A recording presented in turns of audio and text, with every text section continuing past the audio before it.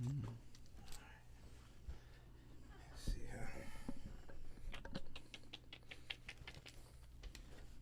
Let me find that thing. Yes, slip and slide getting loose. All right, here we go. I think we hit that intro. Yeah, we got it now. Oh, Jesus! Listen, man, I hit a bitch one time, man, the baby was bouncing all over the bed. Cut through the texture of pasta, I stretch to the father. My demons can't be stressing my daughter. Sweat beanie Hana, know it's a rap. Wet enchilada. Deion Sanders is the greatest football player, arguably, to ever live. Ed Reed, the greatest safety, arguably, to ever live in the entire universe. All right? Why y'all not going on live? Miami been trashed for fucking how long now? God damn. I like you got on some skates. I like you got on some skates. I like you got on some skates.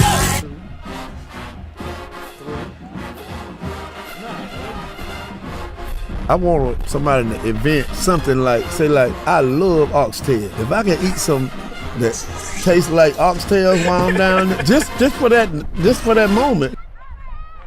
He's on my back, you know what I mean? And, you know, I think, you know, I feel like his thing is like on my neck. I've had two guys. Same time? No, I'm not that girl. Man. The best motherfucking podcast in Orlando, Florida. You already know. We appreciate Sunshine it. State, man.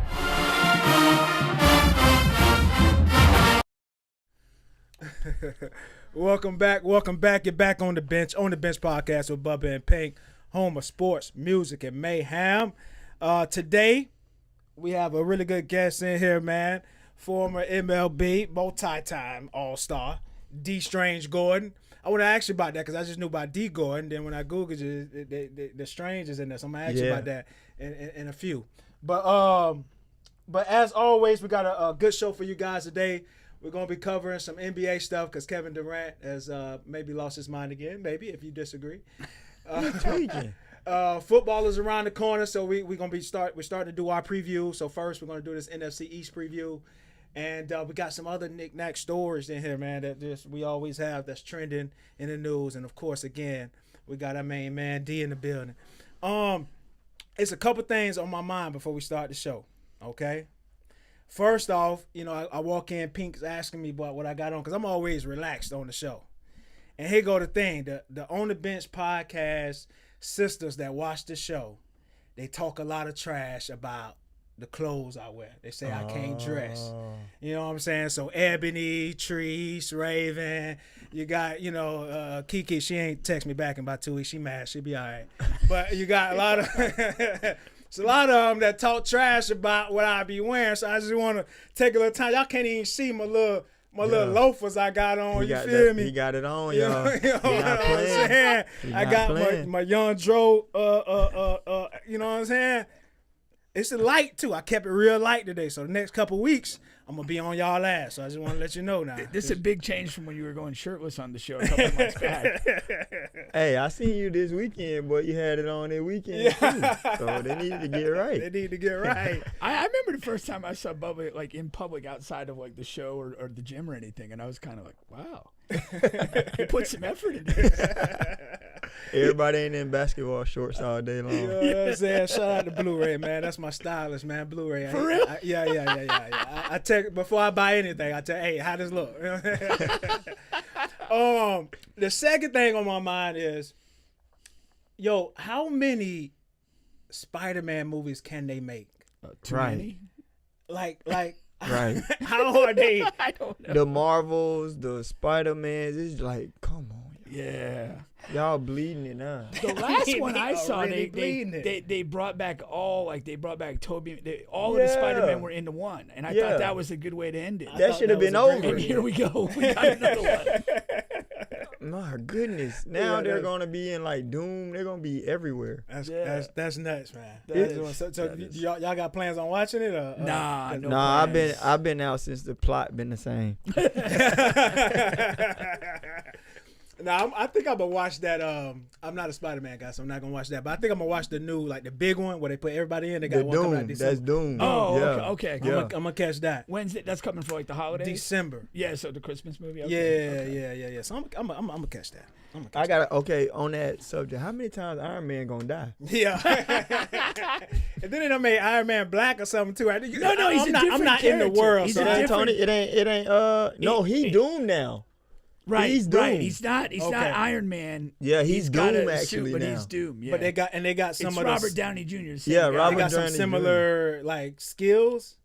I think Doom is like, ain't he like the dude who can kill everything? Like he like better than Thanos for what I'm Really? For real? understanding. Yeah. You know, so this is how bad I was as a kid. Some people screaming at us. I from saw the. TV. I'm only like a 1% nerd, so I play Some people screaming at us right now. I saw the Iron Man movie, the first one with Robert Downey Jr., and I thought it was like an original idea. I had no idea it was a cartoon or any of that wow. stuff. I had no damn. clue. Yeah. I'm like, oh, this is a cool idea. I be lost too. I just watched the big ones. Like I watched Thanos. Yeah. And I thought that was cool. But I already. But they died, right? So how they like back again? Nah, they kind of like went back in time and changed it. And So like how the X-Men went back in time that one. bingo. Yeah. Yeah, that's another thing that makes it feel bullshitty, though. Yeah. Like you just can't like every death. Like the deaths have to mean something. No, on some real stuff. Like if you look back at it, it's like in the comic books it kind of happened. Like, Yeah, If you know the comic like book the history. people who know the comics, like he died, everybody died, and bro, that's what happened. You might be 3% nerd now. All right. I'm gonna top it at cap it at 10. How about that? Got a salary cap for that. Oh man. No, I'm gonna sit out Spider-Man. I'll probably wait for the Yeah. Doom Yeah, and see yeah. what's Yeah. up with that. There you go. Too funny. All right. Well, let's hop into our first sports trending topic of the week, right? And that comes from our main man KD, Kevin Durant. So he's doing a lot of talking about how he thinks the LeBron 76ers are better on paper than the 2017 Warriors. And I got the roster up here. But a couple of things first before we really get into what team you think is better, right? You know what KD is trying to do. I mean, he's trying to like lessen the blow of On him going to the himself. on himself. Yeah, of course. Right. Yeah. So he's trying to be slick and slide that in there, like, hey, y'all ain't gonna talk about LeBron joining this goddamn. Yeah, You know what I it mean? takes the heat off him. It actually kind of puts pressure on LeBron and LeBron, Philly. yeah. Right. It's a genius PR move. But he's also diminishing his teammates because he sure. you know what I mean? Because that's why Well, Clay. they're not his teammates no more. They're He not don't his care. teammates no That's more. right. It's And pro ex-teammates. sports, once we not teammates no more, It's up. it is can what be. it is. It can Yeah. be up. It can. I mean, be we up. could be friends off the court, like we can go dinner, but on the court, on the field, Yeah. it is what it It is. is what it is. Yeah. Because he was like, Clay ain't never been an MVP of nothing. Draymond, 12 points, 6 rebounds, da-da-da. And Steph, his MVP is the same as Joel MVP. Like, well, first of all, Steph was like unanimous MVP, like the only person in the history. The only person. You know, not even Jordan. That's not the same type of MVP. No. Everybody, matter of fact, everybody think Jokic should have got that MVP anyway over Embiid. Even though Embiid, that's my dog, so whatever, I'm with him. Was that the year he scored 70? That's on Wemby, yeah. Yeah. I mean, that was it then. You know what I'm saying? Yeah. 70 on the dude who the What we number one doing? player in the league right now. What we doing? And so that's I just wanted to get that out of the way. I think we know what he's doing. I want to see if y'all knew what he was doing too. Now on the actual topic at hand, You gave us a retard check? I mean, A little bit. We ain't stupid. I feel disrespected right I now. want to make sure, man. You know. Wow, shots fired early. But honestly, with this roster, come on, man. The one dude that you're talking about is 41 years old. That should end the conversation. Yeah. And everyone else in the picture on the Dubs is literally in their prime. Yes. The first 4 players were all-stars. The other guy almost killed Kawhi Leonard. So He changed the course feel of me? history, You NBA feel me? history. If he doesn't do that, He changed the course of NBA history. Right. So he's important. he's very important. He started the dynasty. Him kicking Kawhi Leonard's ankle started it. That's a great point. I didn't think about that because I was going to slide him out and say, Iggy is on that team too. You know what I mean? Yeah. So, That's off the Finals MVP was on the bench. you know what I mean? It's crazy. That's crazy. That's right. And crazy. don't forget about Sean Livingston. He still has something left in the tank. Be honest, have y'all seen seen in those Warriors years when Sean Livingston had a Warriors jersey? Have you ever seen him miss a mid-range? Facts. He's a mid-range maestro. He's a monster. Oh, man. He's a mid-range God. maestro. Dude, he's one like- of those guys, though. I always felt so good for him being a part of that Warriors team, coming into the league with all the potential he had and taking that terrible injury. And it just was like, you know, for him to grind out any type of career, but then to do it on a championship team where he was a really good bench contributor. I'm so happy. I'm not even going to say a bench contributor. From what I saw was when someone come out the game, he literally will get like 10 points in a row. Yeah, for sure. Yeah. And then they'll come back in and they fresh and Ready they to can go go. do that. I was like, bro, there's no one can stop this. No. dude. Yeah. It was crazy. He got 6'7", to just his shoot spots. over everybody. Yeah. Get to the elbow, cash. Get to Yeah. the left elbow, cash. I'm like, damn. Yeah. He For was real. a machine. He's like low key one of those guys, like, you know, Kareem had the sky hook and different people had different stuff, but like his mid range shot is in One that dribble sort pull of up. pantheon of like I put him up there with automatic anybody. players. Yeah. Mid-range. Yeah. You got Yeah. some mid-range specials, you know, Jordan, KD, Yeah. even Kawhi is Yeah, he up there there too, with but- it, but 'cause Sean up there. That was highly effective. That was crazy. Yeah, no, for sure.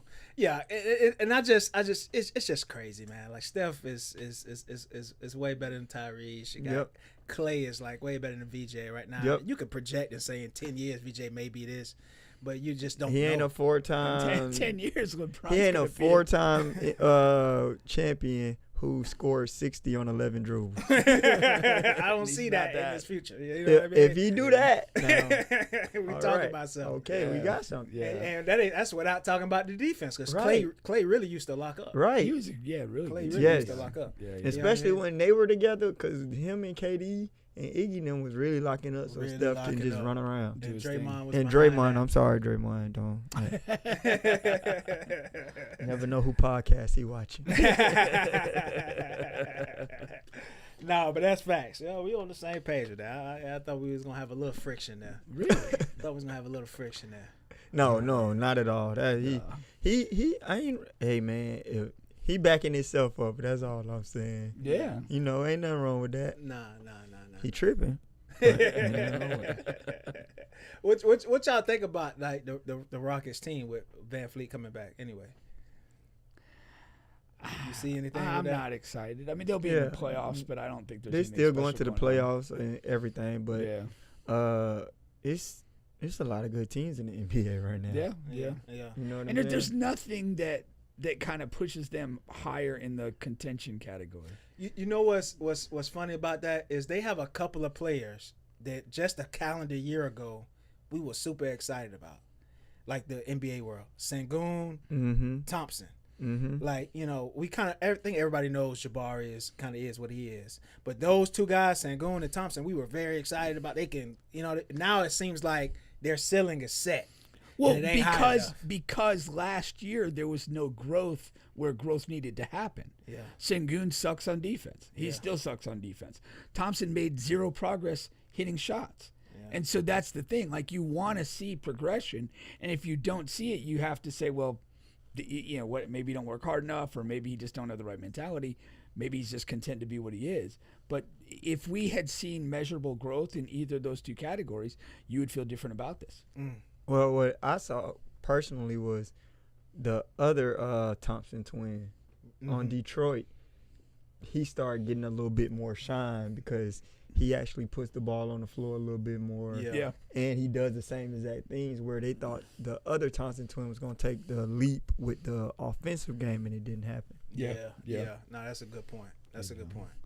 But to be fair, if one or both of those guys make a leap, then the Rockets are look better different. than If they get a Sean Livingston midi, they're going to be all right. and that's it. Like Thompson can theoretically do that. I mean, he can stop, pull up. He's long. Like, that should be an unstoppable shot from if he puts the work in to master it.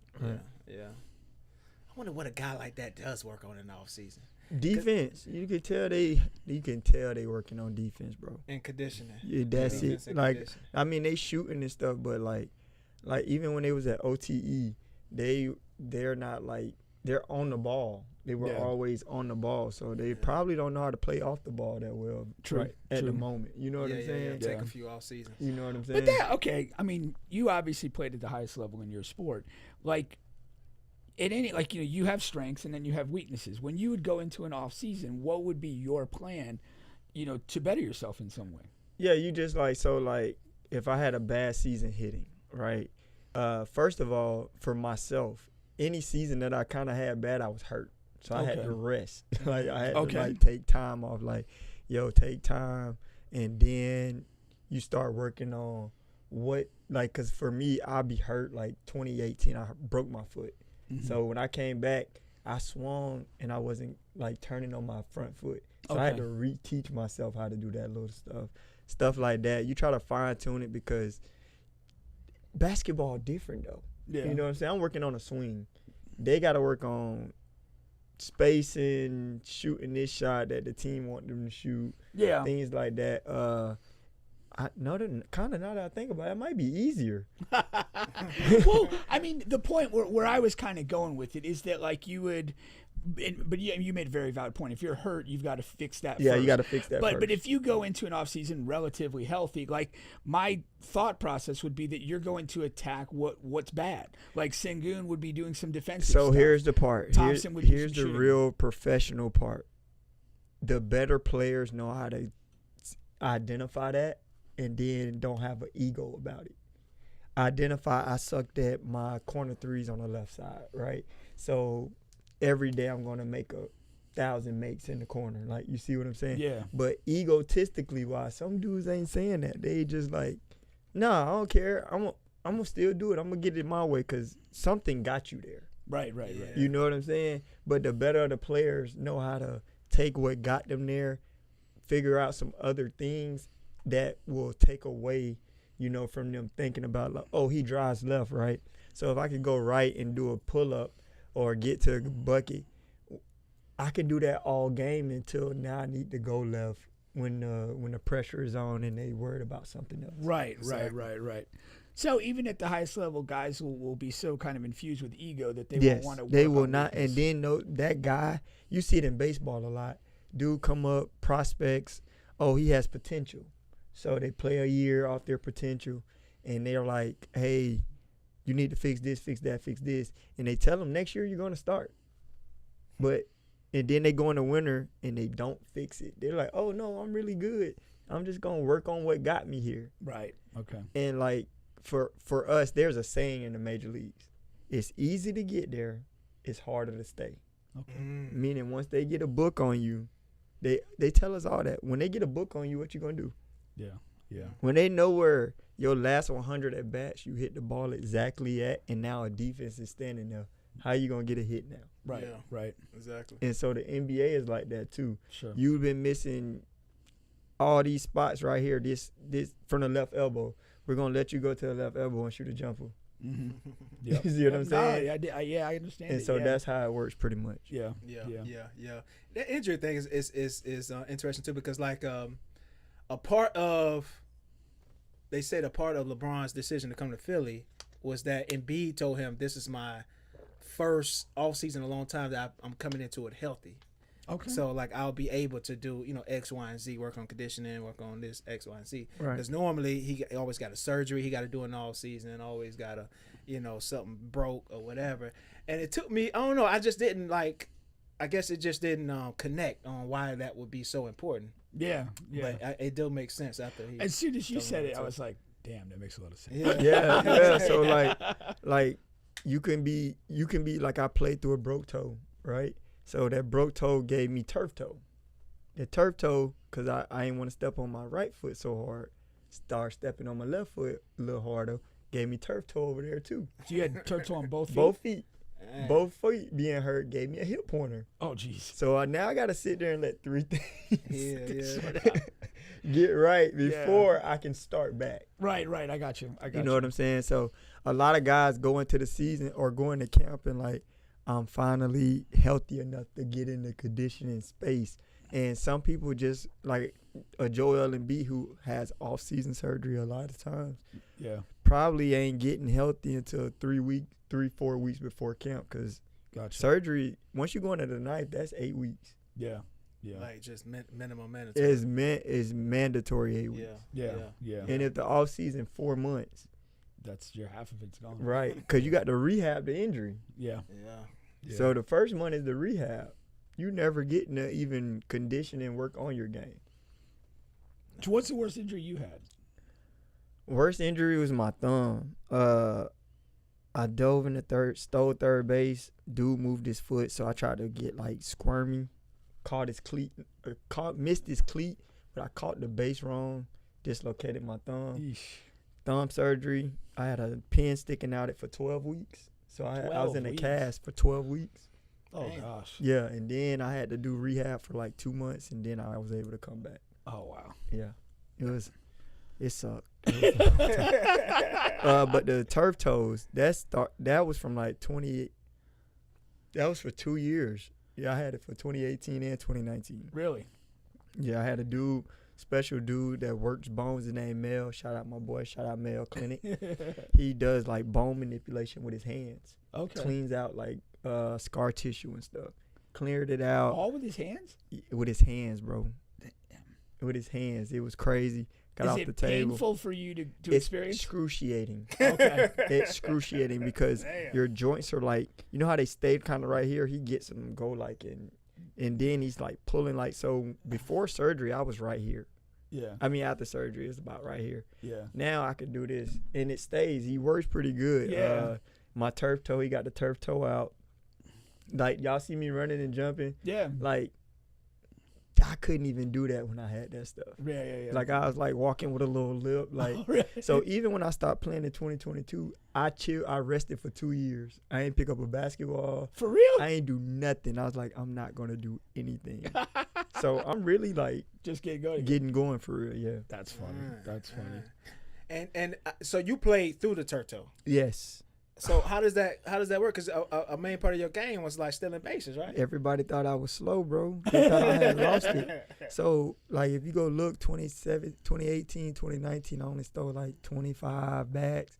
But I was I was already like 10, 15. I was moving. Yeah. Then I hit my foot, broke the toe, and somebody got suspended, and the team was like, "We really need you to play." And I was like, because honestly, I feel like I stole my money out of major leagues because I was going to play basketball. So I chose baseball for the money only. It wasn't to win the championship.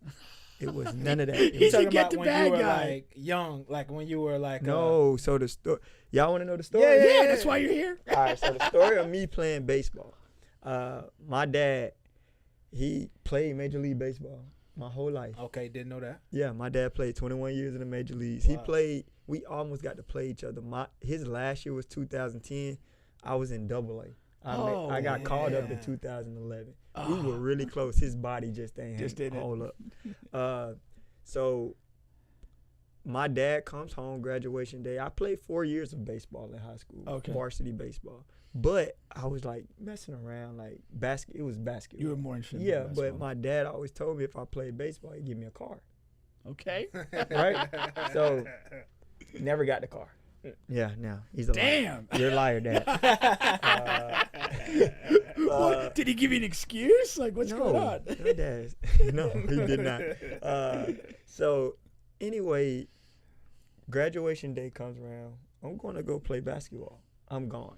Right, I got a preferred Division I walk-on spot, and at Florida Southern, Tony Longo wants me to come just shoot it as many times as I want to. Okay, which is pretty cool for me, like you know what I'm saying. So I'm like, bet. So I'm gonna go take the offer at the Division I level. Right, graduation day, my dad comes home. I put my bag down, just got done working out because I ain't in school because it's graduation day. Yeah, him and my uncles are all sitting at my grandma's little table in the kitchen. Yeah. And I walk in, I'm like, damn, did I do something wrong? Like, you know what I'm saying? Like, what the hell did I do? And next thing you know, he like, man, I think you should play. No, not I think. Let me switch that up. Your ass playing baseball. And I was like, I was like, where am I gonna go play And baseball? he knew about the Florida Southern thing already. He went all my visits with me. It was me and him. Yeah, gotcha. Yeah, like so he know what's going on, and Right. then just all of a sudden he like, no, you need to play baseball. I'm like, hell no, like no, like this, no, like no, I'm not playing baseball. Like yes you are. Like fuck. So I'm pissed. Going into graduation, we graduate, boom boom boom. The next day we got a baseball game, so we playing our game against our rival. Okay. And so our rival's basketball coach did some little travel stuff with us. Every now and then he'll come pick me up, like, hey, come play with me out of town. And so we had a white kid on the team too named Blake. And so when we played them, we had to play this school team in school. So that's how rivals it was. We had to play basketball games during school hours. Really? Yeah, it was that bad if the two towns showed up. That's funny. That's funny. Yeah. My high school team did that one time. Yeah. So we at the baseball game, and I'm on deck about to lead off, and the basketball coach comes down, and it's a little higher. The gate, like the stands is a little higher than the baseball field. He kneels down like, DeVars. I was like, what's up? I like, what's up, Coach Prince? He like, hey, Blake going to Southeastern tomorrow to a basketball workout. I was like, okay, dope. Like, he like, I need you to go over there, keep him, like, make sure he, like, confident, like, boom, boom, boom. Because, you know, that was, like, my backcourt mate type situation. I was like, bet. So we ride over there. And Blake tells me in the car, he goes, Strain, don't play. I was like, bet, bro. Like, I can't even play basketball no more anyway. I got to be a baseball player now. Like, you know what I'm saying? And so, mind you. Why he said that? He wanted you to outshine him or something? Right. Okay. Right. Gotcha. Because what we from, that's what I'm known for. Yeah. And he like, don't do it. I like, I'm not even going to play, bro. Like, you know what I'm saying? I'm a baseball guy. Right. So, now, mind you, I told my dad the day before, like, if you want me to play baseball, you got to find me somewhere to play baseball. Okay. Right? And he stormed out pissed. I'm mad because we both pissed. What was his plan then? My dad is wild. Big Flash, you know. So we go, me and Blake get over to Lakeland. Southeastern University's in Lakeland. We go to Lakeland. And so they playing now. I'm looking. They got 10 exact players, right? And so I'm watching. I'm not playing, Pete. Right. I'm not playing, dog. I'm literally chilling. I'm watching. Boom. Blake doing all right. He's doing straight. But they got this guard steady talking shit to him. And I'm like, damn, boy, I wish I was like, I'll do your ass. Like, you know what I'm saying? So shout out to my dog, David Galman. David Galman got hurt. He was the best player at Southeastern at the time. David Galman gets hurt. So they about to shut the practice down, and the coach go, John Dunlap, he go, y'all, Blake, your friend is here. If you want to keep playing, he got to play. So Blake look at me, I look at Blake, I like, what you want to do? He like, play. I like, bet. So I'm playing, I'm chilling. Point guard come down, hit a shot, he talking shit to my dog. I'm like, damn. Come down, get the ball, give it back to Blake. Blake missed. Something like, you know what I'm saying? So then some way I get like a steal and I'm running down the court and it's the 7-footer in the point guard. And the point guard like, nigga, what you gonna do with that? And I'm like, oh, you pissing me off. So I turn around, I pull it back out, give it back. Whatever happened. So I get switched on to the point guard and he like trying to rock. And you know I like to steal the ball. Yeah. And so he rock it and he go to rock and I take it. And I was like, you sorry in the mud. Pass the ball. So he mad. He tried to bump me. He tried to do the little bump, and I swipe and steal it again. So now I'm going down the court, and it's me, him, and the 7-footer. He talking shit. You ain't going to do nothing with the ball. And I took one dribble, and I rose up.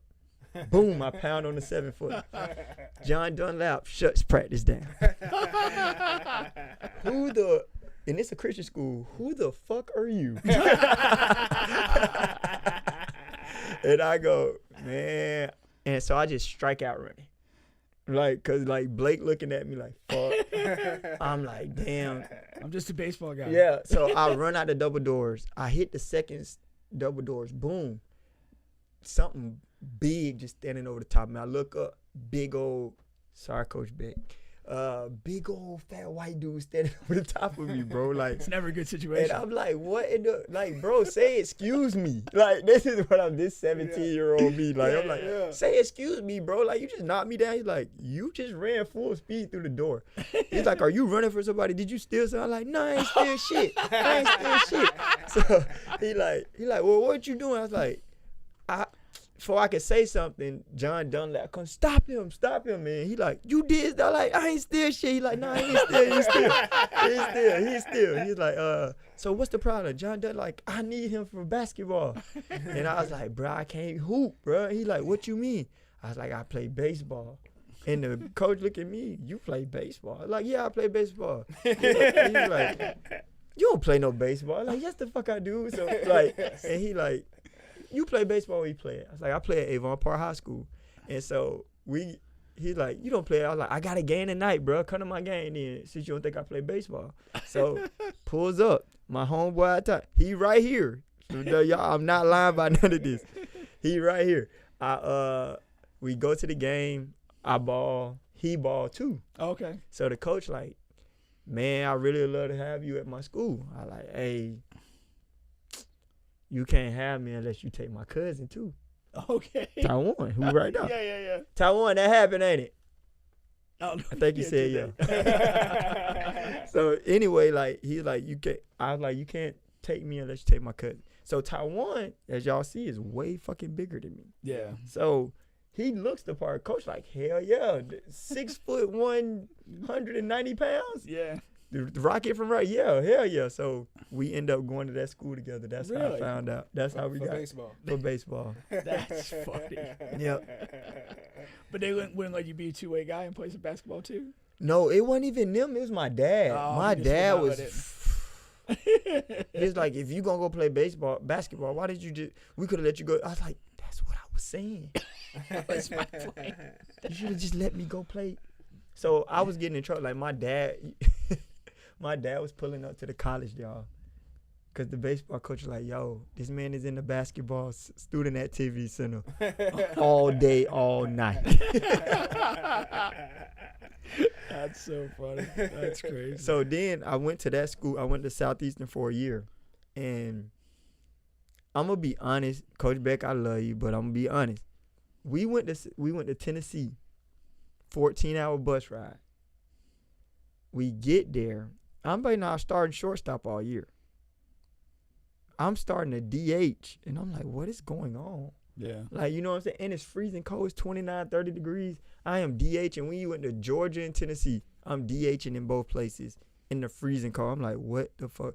Like, why the fuck I ain't starting? Like, but I ain't saying nothing. I'm doing my job. Yeah. We winning. I ain't saying nothing. So I'm going to be honest. I am petty, you know. So we get back to Florida. And like I said, I ain't say anything to him. We get back to Florida. We got practice. And at practice, while everybody taking ground balls, I pull a net out and a tee and a bucket of balls and just hit. Since I'm going to be the DH. And so then coach like, what are you doing? I was like, I'm hitting. He's like, well, you need to be taking ground balls. I was like, no, I'm the DH. So he tells me to take ground balls. I say no. Oh, jeez. And so he kicks me out of practice. Okay. Right? So then after practice, he comes to my dorm. He's like, what's the problem? And I was like, bro, we just drove us 14 hours away.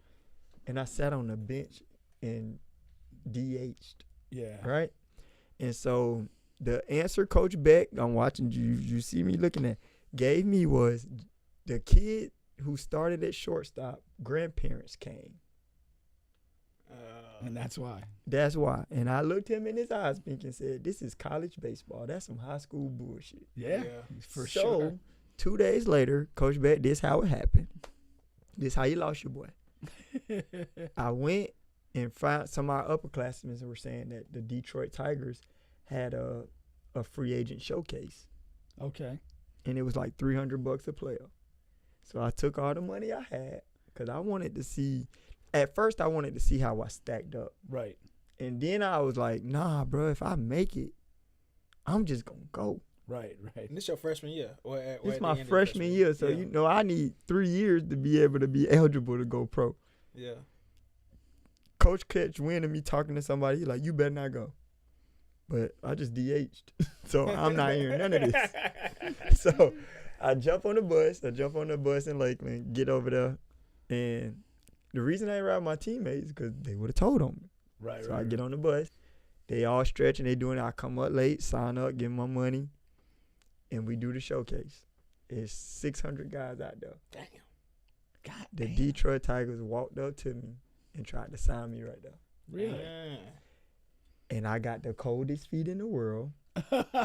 And I jumped right back on the bus. I struck out. I ain't telling them who I was, my name, anything. For real? Swear.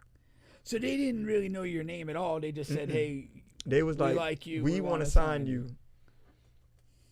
And I was like, me? They was like, yeah. And I was like,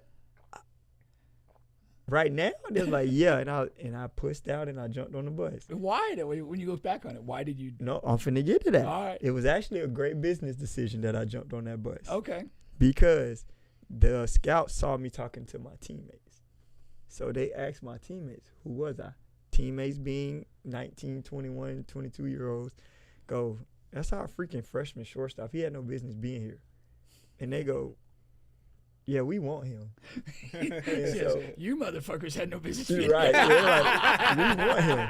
And so I'm back. I don't know any of this. You're back at campus. I'm back in my room. I'm back in my dorm, chilling. Go take a nap. I'm like, that was fucking crazy. Like, you know what I'm saying? So I take a nap. We got a game tonight. Right? So I did that in the morning, like 9, 10 o'clock. We got a game tonight. So I'm like, okay, and school's out. So we're just there playing. Right. Yeah. So the whole student body's. Yeah. So we just so ain't nobody bothering me. And I'm chilling. I get up, get ready for the game. As soon as I get there, everybody looking at me, I'm like, okay, I know I did wrong by going to the thing. But I don't know that they know what I was told. Okay. You see what I'm saying? Yeah. So we get there, and my coach called me over. He's like, what's wrong with you? Like, I told you don't go, da-da-da-da-da, and you just disobeyed me, blah, blah, blah. I'm like, yeah, I mean, that's just how I felt. Like, you know what I'm saying? Yeah. And so next thing you know, the 2 scouts walk up as he's killing me. You shouldn't play. The scouts walk up. Hey, are you the coach of this team? Because he's talking to me. Yeah. And the coach, yeah. Your shortstop right here. Who is he? So now my coach tells him, because you remember you asked about the Strange part. Right. Yeah. My name was DeVar Strange until I was 20 years old. Okay. So Gordon is late. Father, yeah. Gordon is late. Yeah, Gordon is late. Oh, okay. I thought the Strange was late. Okay. No. We've been Strange my whole life. Okay. That's my mom's last name. It's Strange. And so when I became pro sports, you have to pay for your jerseys if they selling them. And so they were selling Gordon number 9. Hold on, rewind that. You said what now? In pro sports, if you change your jersey number or the name on the back, everything that they sell with your name on it, that's like $2 million. So you got to pay them that money to get your numbers and stuff changed. So the reason I went Strange Gordon so late is so my kids can see their name. They full last name on the back of the jersey. But that cost me money. So basically, like, if you dictate a change, like a number or name change, then they have to essentially offer to buy back the jerseys from people that have purchased them already. No, and you so fund that? every season, say y'all, I'm on your team. Yeah. Y'all got $2 million of merchandise in my name already before the season starts. Okay, with last season's all my number name, or whatever in your name. If in his whatever stockpile with my name on it. Okay. I would have to pay for all of that and get it sent to my house. Really? Yeah. And then they will reprint the new names in the new or the new number. Yeah. Yeah, I didn't know that's okay. That's wild. So for the longest, I couldn't put Strange Gordon because as soon as I pulled up somewhere, it was Gordon number 9. I'm like, damn. Yeah. And then you know the number. Yeah. Because when I got called up, I was like, oh, Strange Gordon number 9. It was like, no, we bought T-shirts that say Gordon number 9. I was like, oh, that's cool. Just change it. And they're like, okay, cool. How much money you got to give us? I was like, yo, hold on. What do you mean? So then every year my stuff is sold. Yeah. Okay. I waited till 2020 where they didn't re anything up. because of the the COVID shortened season. Oh, I got you. Okay. It only cost me like $50,000. Oh wow. Okay. Yeah, it wasn't bad. Yeah, patience is a virtue. Yeah. So back to the story though. So the scouts get pissed. I mean, my coach pissed at me. Right. The scouts walk up, right, and they go, "Do you know what you got on your hands?" And he's like. That little kid's always kind of, doing stuff. And they was like, we don't care about none of that. Who is he? And he was like, well, his dad is Tom Gordon. And the scouts go, Flash? And they go, yeah. He go, yeah, you didn't know that? Like, no. What's his name? DeVar Strange? He's like, hold on. That don't correlate. Right. How are we supposed to know that? Right. So how are we supposed to know that? Like, Tom Gordon's son is right here in the NAI school. That don't make sense. Right. And we were becoming the NAI powerhouse at the time. Okay. We had just won one. The year I was there, we won 2, and then it's been the one since. Right. So, anyway, the scouts, because my dad's still playing. Yeah. They watch the game. They see me do my thing, say nothing. So I'm like, oh, that's kind of over, right? Next day, my dad pulls up. Ferrari pulls up. I'm like, what the fuck am I? I'm like, fuck, I must have did something. Like, you know what I'm saying? I'm trying to think about all the shit I did. There's a theme whenever you see your dad. Yeah. I'm always in trouble when I see my dad. Not no more. Okay, but to that day, yeah, for sure. So I'm like, damn, what the fuck I did? So my dad has this tube in his hand. I'm like, what the fuck is this tube? It's a bat I asked him for. Oh, okay. But because I was a hooper, he was like, you ain't fucking taking baseball seriously. So right. Okay. I'm not spending $500 on a bat for you. So I'm like, all right, whatever. So he brings the bat and he hands it to me. I was like, what the fuck this for, Dad? He like, who the fuck was them scouts yesterday? And I was like, how do you know? How you know? Word travels fast. You know what I'm saying? Yeah. He's like, well, they just came up here. So him and my coach sitting down talking. My coach Flash, he can't leave. He has to be here for 3 years. Right. So my dad's kind of like, what? That don't make sense. They want him now. Like, fucking unenroll him. He's pretend this never happened. So they like, no. This is why I say walking away was a great business decision. Oh, okay. So my dad other teams just start flying in the spring training. You got a son in Lakeland? So they start popping up. Because it's on the way. On each spring trainings are on the coast. Right. Lakeland's in the middle. Right. You got to take 60 to get a lot of places. For sure, yeah. Right? Yeah. So a lot of the scouts start stopping through and watching me play. They're like, Flash, he is too fucking good for this thing. So my dad like, what do you mean? What am I supposed to do? And so the guy who scouted my dad, they got in cahoots. And he was really cool with this head coach at Seminole, Phil Nicholson. Okay.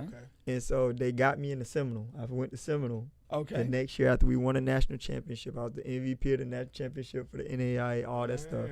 Yeah. Then just high and dry left him because you DH me in Tennessee. That's because you DH me in Tennessee. Honestly, the origin of this whole thing is. If I didn't get DH'd in Tennessee, you wouldn't have went to the tryout. Right. That's crazy. That is crazy. Everything has an origin story. Yeah. And so that was the origin story of. So then now I leave, but my transcripts don't follow me because it's a Christian school. Okay. And Christian schools and NAIAs, I had a couple Bible classes. They was like, we don't care about that. Like, you know what I'm saying? Not a real class. It's not a real class. And I'm like, that's my career. 3 or 4 of my credits didn't even come. Yeah. Okay. So now I don't have enough credits to play. But I play in the fall and I hit 800 with Wood. It was something crazy. 800? It was some crazy number. And we playing really good teams. I'm hitting homers. Yeah. Now it's 30, 40 scouts at the game because I'm JUCO and I'm draft eligible. Okay, so by getting to JUCO, you moved up your draft eligible your draft status. Okay. So now I'm draft eligible in 2008 because that was 2007 that happened. Okay. So now 2008 I'm draft eligible. So you graduated high school 2006? Yes. All right. And so now I'm draft eligible. I ball out. Every D1 school in the country coming. My coach is literally telling them, guys, he ain't here to go to Mo College. He going pro. So now my credits don't go. I can't play in the spring. Oh, wow. My dad's on the Phillies, the 2008 Phillies that won the World Series. Oh, for real? My dad was on that team. So what I did. Was that like John Kruk? No, that was Jimmy Rollins, Ryan Howard, Rollins. Chase Utley, Shane Victorino. Okay. Yeah. So I leave Orlando and I go be with my dad because now I'm doing pre-draft workouts at Citizens Bank Park every day for the visiting teams. Right. Okay. So like their manager, GM, a whole front office is there watching me do work. It's kind of your first time in that environment, right? Yeah. After the Tigers won, I wasn't nervous no more though. Okay. After that Tigers win, I was like, out of 600 people, you wanted me. I'm moving in the right direction. So my confidence was kind of through the roof. Up. Yeah. So I'm having great workouts. I'm going to the Phillies. I go to their spring training complex, and I'm having a workout so good that they make me play in real games. In the real preseason games? Yeah. I'm playing so well in these games that they're moving me up the levels. I moved up to AAA. And it was killing it. My dad looking at this is my dad first time seeing me hit 97, 98 miles an hour. He's actually scared. He's like, my son can't hit this shit. Next thing you know, he's like, oh shit. Like I'm getting hit, stealing bases. I got to walk off that day. So is that a function of like he was always so busy playing on his own? Yes. And he's not actually seeing you day to day and all that. You got to understand baseball, right? If I'm playing baseball, he's playing baseball. Yeah. High school don't start till what, March? Yeah. He's already in spring training for 4 weeks. Right. You see, he left. I would leave like Valentine's Day every year. Right. So you see what I'm saying? Yeah, so he's gone. He can't watch now. Basketball, he watched every one of them. He was at every game. Okay. Every single one of but the baseball games he just couldn't go. He's practicing himself. So he's literally figuring it out. With his own eyes, seeing what my son actually can do. He is like, oh, shit. That's why when he heard about the scouts, he's like, what the fuck? Yeah. He like, what the hell? I'm like, yeah. So make sure we talking about the same guy. That's it. Literally, he like, my son who play basketball every day. They're like, yeah, Flash, like he's ready to go. He's like, so I'm playing well. Now he like, oh shit. So now it ain't like at first with the Braves, we had a deal with the Braves, but I was doing so well that he like, y'all, I got to kind of renege on these deals. Like, my son better than I thought. So with the Phillies thought they had a deal with him. They was going to draft me in the 10th round as a center fielder. Never played outfield before, but my speed. Yeah. They was like, we want to, and my dad looked at me one night in Philly. He's like, you want to play center field? I said, hell no, I want to play shortstop. So it's no agent? No, it was me and my dad. It's you and your dad? Yeah, so he went in the office. He like, Ruben Amaro, Pat Gillick, he not a center fielder. And they did not pick up my dad player option because of that. Damn. Yeah. So then they didn't pick up the option. We pissed. Draft come. I get drafted by the Dodgers, not even the Braves. So now the Braves pissed and the Phillies pissed. I didn't even know I was getting drafted by the Dodgers. Right. You hadn't had no like communication with them or anything? Well, I had a workout with them. Okay. But they said absolutely nothing. Like the Phillies and the Braves, they're like, you fucking finna be our shortstop of the future. The Dodgers just like, great job. And I was like, oh shit, okay. Like, you know what I'm saying? I'm kind of used to some. And they're like, nah, peace out, homeboy, we good. And I was like, all right. Now was it a workout exclusively with Dodgers personnel, or were there other teams watching? So I had 2 workouts with the Dodgers. The first workout was with, so I'm telling y'all, it was special situations. I don't even know if people do this. Like, I went to Vero Beach, right? Got dressed out fully during a spring training day. This is straight liability. Yeah. You think about it. Yeah, you're not under any sort of contract. I'm in no contract. Yeah. Right. They're running me out there to see me move around with the pros. And then they want me to blend in and see how I look with them because I'm relatively like new. So everybody trying to see like, can he? And it's like, damn, no. And then even with the Dodgers, that's what's confused me because they tell me to go with this guy, Ivan DeJesus. This dude, I was doing so well, this dude left me. Next thing you know, I'm in big league camp taking ground balls with Rafael Furcal. And he like, who are you? And I was like, what the hell are you doing here? I'm D, what's up? And he like, you in big league camp? I was like, this big league camp? He like, yeah. I was like, shit, I guess I'm in big league. I'm here, ain't I? And so they end up finding me, and then I went over there. And this was the craziest situation I ever had. And I think this the reason they drafted me. They stopped the whole minor league camp. All 300 minor leaguers was at the back gate watching me field ground balls. For real? It was a fungo man, me at shortstop, and a first baseman. And I showed my ass. I went crazy. And they like, it was so good. One of the coaches said, put some mustard on that hot dog, because I made like a crazy play. And I was like, oh yeah, I did what I had to do. And I was like, I'm done. They was like, yeah, you done. So, but they didn't say nothing to me. Right. But the guy that I had worked me out was my dad's roommate when they were in the minors. And I didn't know him that well. So he just didn't say. Now he's like one of my best uncles in the world. Like, you know what I'm saying? Right. So it was just like, they said nothing. Mm-hmm. Then I went to Atlanta, but I had been working out for every team every day for like a month straight. I kind of was tired. Okay. I ran, instead of like a 6'2", 60, I ran like a 6'4", and they was like, oh, you lost a step. I was like, man, I don't give a fuck. Like, you know what I'm saying? And so then next thing you know, they drafted me, and I'm like, oh, shit. That's funny. Yeah. That's crazy. And I ain't gonna lie to y'all, as soon as they call my number, I ain't never take my foot off the gas. Since then. Yeah. That's great. So at what point did you like totally forget about basketball? Okay, that's even dope, because like y'all see me hoop now. Yeah. The reason I hoop and have so much fun now, so I played basketball every single day, just like I did in college up to 2013. Okay, so you was in the league though. I was in the major leagues playing for the Los Angeles Dodgers, the shortstop for the Los Angeles Dodgers, and pulling up the 24-hour fitnesses at the game. That's some Jason Williams stuff. To straight hoop. Yeah. Right? Jason Williams. There were video people putting it on Twitter. I was getting in trouble every day at the field. And so, but I got to be honest with y'all, my rookie year was good. My second year was just terrible. I didn't play how I was supposed to play. And then my third year, somebody got hurt. I thought I was going to go start. They called somebody totally else up. And so I went in, I looked, and I was like, I was pissed, you know what I'm saying? But then I went in my room, looked in the mirror and said, only you can change this. Wake up call. Yeah. So the way I changed it, I was like, bro, you got to put that basketball down. Yeah. Oh, okay. And I put the basketball down. 2014, I made the All-Star team. Damn. Yeah, it was instant. Like that next year. It was literally the next year. Yeah. 2015, win a batting title, signed for $50 million. Yeah, it was like, damn. So now I completed the goal. Yeah.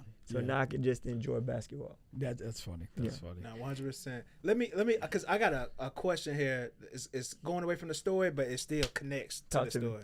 So a couple weeks ago, a major leaguer said he wants more black kids in baseball. I'm sure you know about Jordan. And I'm so proud of you, Jordan. I'm so proud of you, because they talk bad about you, bro, and you put on. So I'm proud of you. I want to put that on record for 100. For going to work. Like you said, Pink. Yeah. If y'all go look at his story, the last couple of years, he was the #1 prospect all of baseball. He didn't hit enough home runs for them. They, like you said, you ain't do it. They was ready to count him out. And he earned his job this year and turned that into that. So more power against runs. That's what's up. That's what's up. Awesome. Well, my question is, like, if Barack Obama called your phone and said, hey, D, how can we get more black kids in baseball? What would your answer be? #1, I'm working on something that's going to it's going to get us back right. Okay. But honestly, man, can I be brutally honest? Yeah, that's why we're here.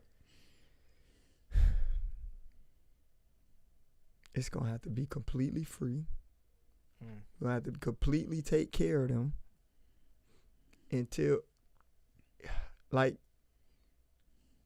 it's going to be tough, bro. Yeah. It's because an uphill battle. The battle ain't the kids. The parents? Baseball, to be in a perfect game tournament, it's $1,500 a weekend. Yeah. Plus hotels. Yeah. Not even travel, not even food. That's just to sign up. Yeah. For the tournament, to get your profile. Yeah. Right? That's crazy. You see what I'm saying? Yeah. Like, it's going to be tough for us because even me, I got a Vice Sports thing. Vice Sports rolled around with me to Avon Park, and I was literally saying I didn't want to play baseball. When I pulled up to play basketball, I was almost 30 a game. That bitch was lit, the whole gym. When we went to play baseball, it was just white boys, family there. Yeah. It ain't nobody there. It ain't cool. It ain't cool. Yeah. Until I start making it cool, Jazz started making it cool, but us making it cool, we are actually taking hits from that. The whole time I was trend setting stuff in baseball, I was getting in trouble for it. Yeah. My dad played 21 years in the major leagues. He was like the number one advocate of you can't do that. You can't have your chain out. You can't have your eye black smear. You can't have an arm sleeve on like Allen Iverson and a wristband. Yeah. Like, you know what I'm saying? But I was doing it anyway. Right. Yeah. You see what I'm saying? Yeah. You can't look like a basketball player out there. You can't be, when I used to hit home runs, and you can check it, I used to Euro step around there. You can't Euro step around third. You showing up the picture. Yeah. Like now, okay, so that's one of those baseball things. So when you would do stuff like that, would they throw at you then? Every now and then, but like, that's some pussy shit. Yeah. No, I don't like it. I hate that mentality. That's some pussy shit, man. But if you don't like it, that I'm celebrating, throw that shit better. Right. No, I'm with you on that. That's like touchdown celebrations. But you don't go give up a touchdown. Yeah, I see what you're saying. But you hear that around baseball culture. Because baseball players are fucking soft. Everything hurt their fucking feelings. My feelings are hurt because you hit my shit 430 feet at a 110 exit velo. What the fuck? Yeah. That's crazy. You know what I'm saying? Crazy. So that's the part of it is the stuff we do, us having fun that is straight just fun. A lot of the times that get taken away from us. And so now you're playing like those years that I wasn't playing well, they was taking away my identity, telling me to be something I wasn't. Right. So now you're not getting the same guy you drafted. Yeah. It's hard to be that. You know what I'm saying? No, I agree with that. It's hard. I agree with that. But so I mean, there's two core things that we've touched upon. There's the economic aspect, where you've got to make the game accessible for people to play without, either basically having families not be able to participate or support their kid because it's too costly, or run themselves into the ground financially. And then you also have to have a cultural connect where it becomes cool to be a baseball guy. Well, so if we looking at Jazz Chisholm, right? Mm-hmm. Jazz Chisholm takes so much flack for having personality on the baseball field. Yeah, he just did something a couple weeks ago. Right. Trouble for it. Yeah. Right. So why would any black kid want to go do that and be part of that scrutiny? Because I'm gonna probably do the same thing. Yeah. No, 100%. If not worse. You see what I'm saying? If not worse. And do you guys know the numbers of how many people play at each level of baseball every year? This the part they're not telling us. 3 million kids play Little League every year. 500,000 play high school. Okay. So between Little League and high school, 2.5 million people stop playing. Yeah. In 1 year. That's crazy. Yeah. Right. That is. College is 250,000 kids playing. Or is it 150? It might be 150. Might be 150. I think it's 150. Yes, I think it's 150. 150 kids playing at all levels of college. JUCO all the way up to D1. Yeah. D3, all that. Right? That's crazy. So 150. Pro ball, 30,000. All the teams. Right. All the minor league levels. Minor leagues. Yeah. Right. Major leagues, 880. That's it. You see what I'm saying? Yeah. And then to make it 1 year in the majors, I think all together it's been 20,000 players in the history. Like barely over 20,000, 21, 22,000. That have played Major League Baseball one season. Out.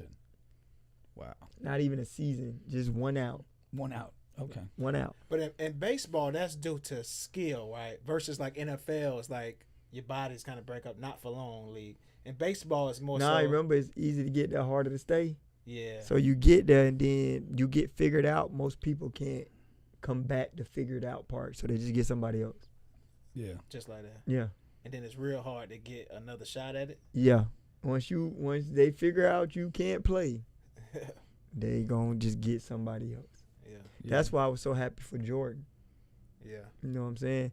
And even to make it to 1 year, right? Yeah. It's only been 6,000 people. Ever. Yeah, to something play a full crazy. season. No, sorry, 10,000. 10,000. Well, no, 1 year, 15,000. 5 years, 5,000. Wow. 10 That's crazy. years, 1,200 and something. That's it. Yeah. And how easy many as years it you played? goes. 12. 12. Okay. Me and my dad, we made it. That's it. My brother crazy. didn't make it. Oh, he played as well in the Yeah, majors? he got drafted 5th overall. Wow. Oh, wow. Played 2-3 years in the majors. He ain't want it. Yeah. He ain't want it. That's He wanted. They got this little thing right now that's in black baseball. My little homeboys want to be famous before they be rich. Okay. Yeah. Right? They don't understand that rich come with fame come after you rich. Yeah. You play good, they pay you, then they got to put you everywhere because you an investment. Yeah. Yeah. It comes right along with it. That's Right. Yeah. But a lot of kids in baseball, they have this potential. And they think that's the part that will set them apart. And then now they gone. Right. Yeah. Because it's a ton of kids with potential. It's a million of them, bro. Yeah. Bro. Yeah. Nah, that's a good point. Yeah. That's Now, a good I've always been fascinated by the mentality of people like yourself who achieve at the higher levels. I'm just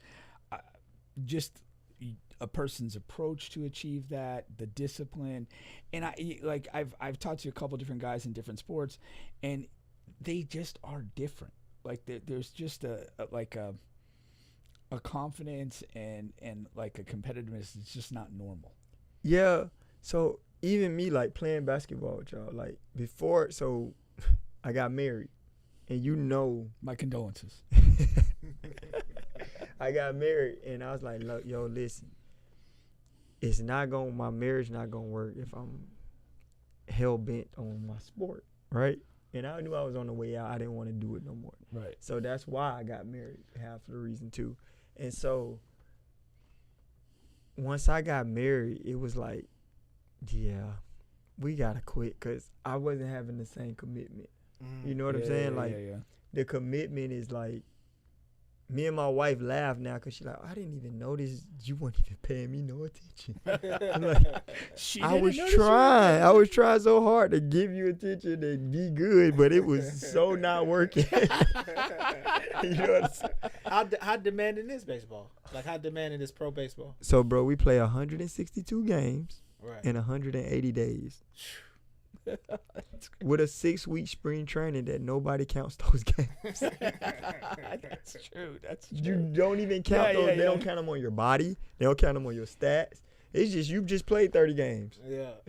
And then if you make the postseason too, you Yeah, you extend play that. Postseason. And so here's the part. So you got spring training, then you got season. That's 162 games, and which is already hard in itself. Remember, get there, harder to stay. That's when the season is, right? Then there's a postseason aspect of it where whatever you don't do good, they just do that the whole time. Yeah. Pick and roll you to death. Yeah. Speak for yourself. Yeah, literally, whatever you don't do good. Like at first, my first year in postseason, I ain't gonna say I wasn't picking up the curveball well. I just was choosing not to hit them. I was just picking out fastballs. Okay. And so we played the Cardinals. The first pitch of the game was a curveball. In my head, I'm like, am I getting hit in the neck next pitch? Like, what the fuck? Next pitch, curveball again. I'm like, yo. Next pitch, curveball. I'm like, yo. This is game fucking one. Like, hey, what is going on? 6 curveballs in a row. So I'm like, they not going to just do that the whole time. Right? You know what I'm saying? So by game 3, I ain't seen nothing but one fastball. For real? Yeah, so I'm like, oh, I got to swing at one of these motherfuckers sooner or later. So, Can't avoid the curve forever. yeah, I can't wait. That's funny. So you learn there's levels to even that part of it. Yeah.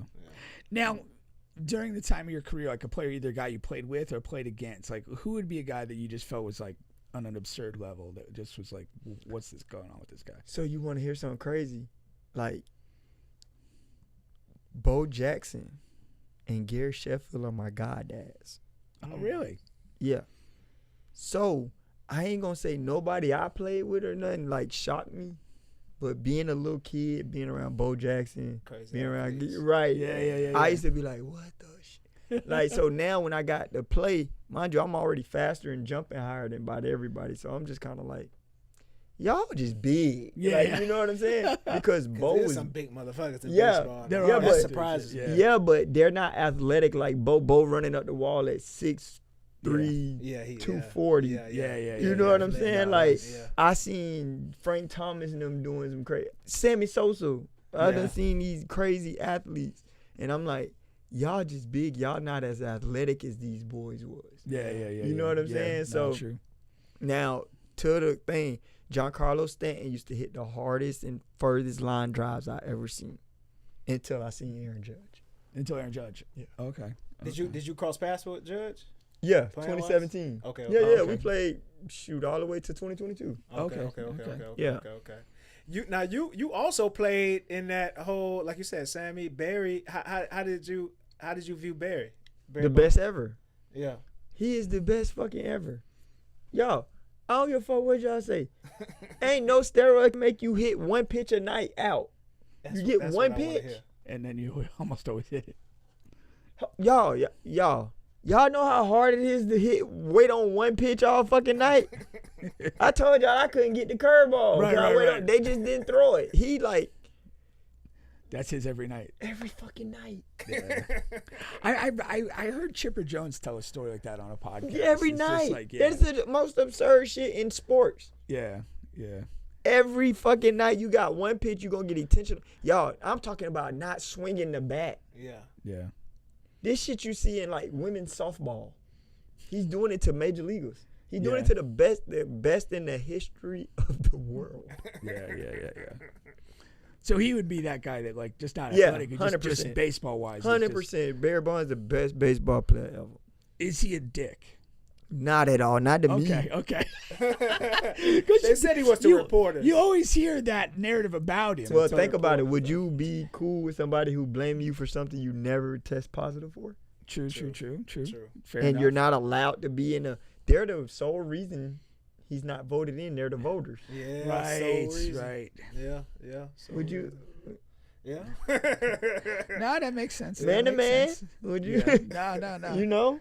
No, I could hold a grudge or two. I mean, as he should. Yeah. No, I'm with him.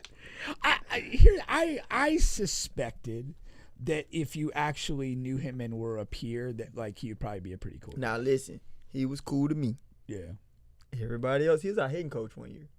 Yeah, that's right. Oh damn. Everybody else wasn't all that fond of him. Oh, really? Yeah, because so like you talked about players at the level. Yeah. Like I won a batting championship and stuff. So I'm very cerebral. I know what the fuck going on every day with my swing, with your throw, how you gonna throw, what you did last time. I need to know if you slept good last night. Like all of that, right? All that. Like, you know what I'm saying? So it's a different level of thinking. You got to Uber Eats some hookers and cocaine. into your plate. Nah. I'd rather you. My big thing was a pitcher, they get to pitch once every 5 days. His family came to the game one time in 5 days. Yeah. Kids, wife, mom, dad, it don't matter. Side piece.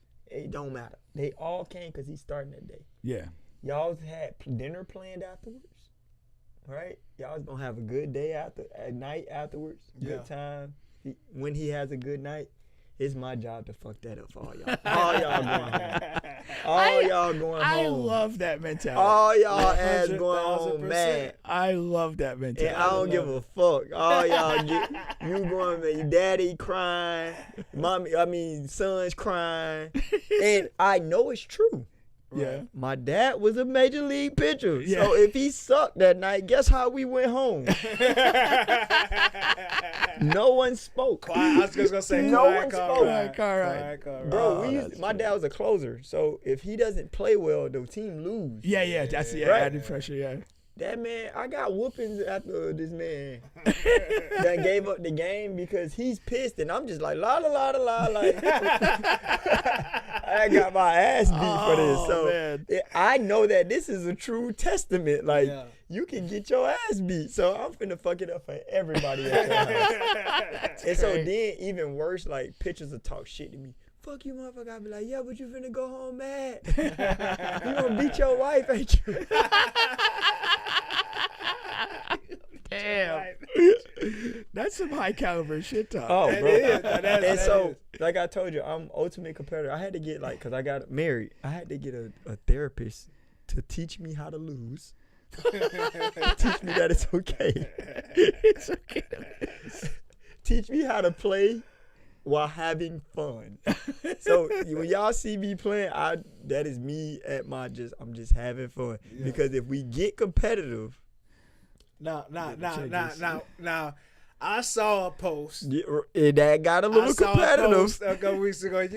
D got a suspension. He did. Yes. He got suspended. Now, have either one of you heard me say a word when we hooping in the morning? Do you see me say a word? When we play, when we be playing wherever, do y'all see me say? I'll just say what's up, dude. Even when people talking shit to me, y'all don't even see me say nothing. It is.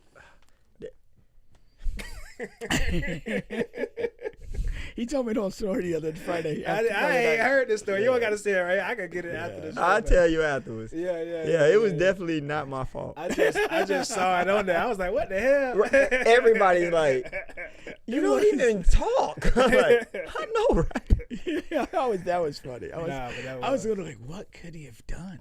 What happened? I was like, yeah, that's too funny. Because we know it's some guys in the city. You see a suspension or something, you're like, yeah, we can see it. Everybody like, Matter of time. bro, we've been hooping with you for a year. We never see you say a word. You got suspended. Yeah, that's crazy. Yeah, that's crazy. Things happen, you know. But so, like I was saying, the competitive part, the competitor in me, y'all, like, no disrespect to nobody, but the competitor in me has fought a teammate before the game. And we went out there and played next to each other. Oh, yeah?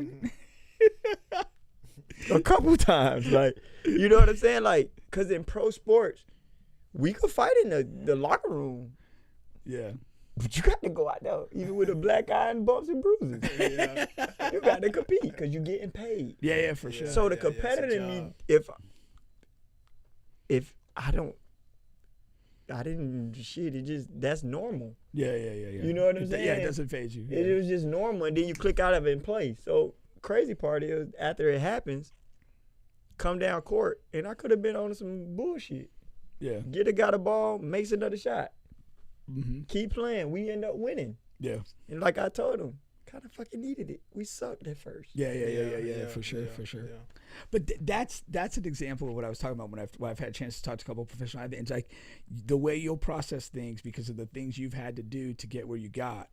It's different than a normal person. Yeah. You know, for sure. Like a lot of the fights y'all see like in pro sports is sometimes they dislike each other. Like, especially football when a DB and a receiver, that receiver been just busting his ass. Yeah. And he got to go home and watch that tape every night. And then he in his DB room talking about how he getting his ass busted. That's different. But, like, most of this stuff is just, like, tick for tack. And you like, bro, I know a lot of people don't want to fight. Neither do I. Yeah. But a lot of people want to talk. And you got to defend yourself. Yeah. Because number one, we grown men. Yeah. And you let somebody talk and you let it slide, it's going to just get worse. For sure. And then you may do something that you didn't even want to do to somebody. Right. You know what I'm saying? Yeah. Now 100%. I like 100%. that take. You're still on the bench podcast with Bubba and Pink, home of sports, music, and mayhem.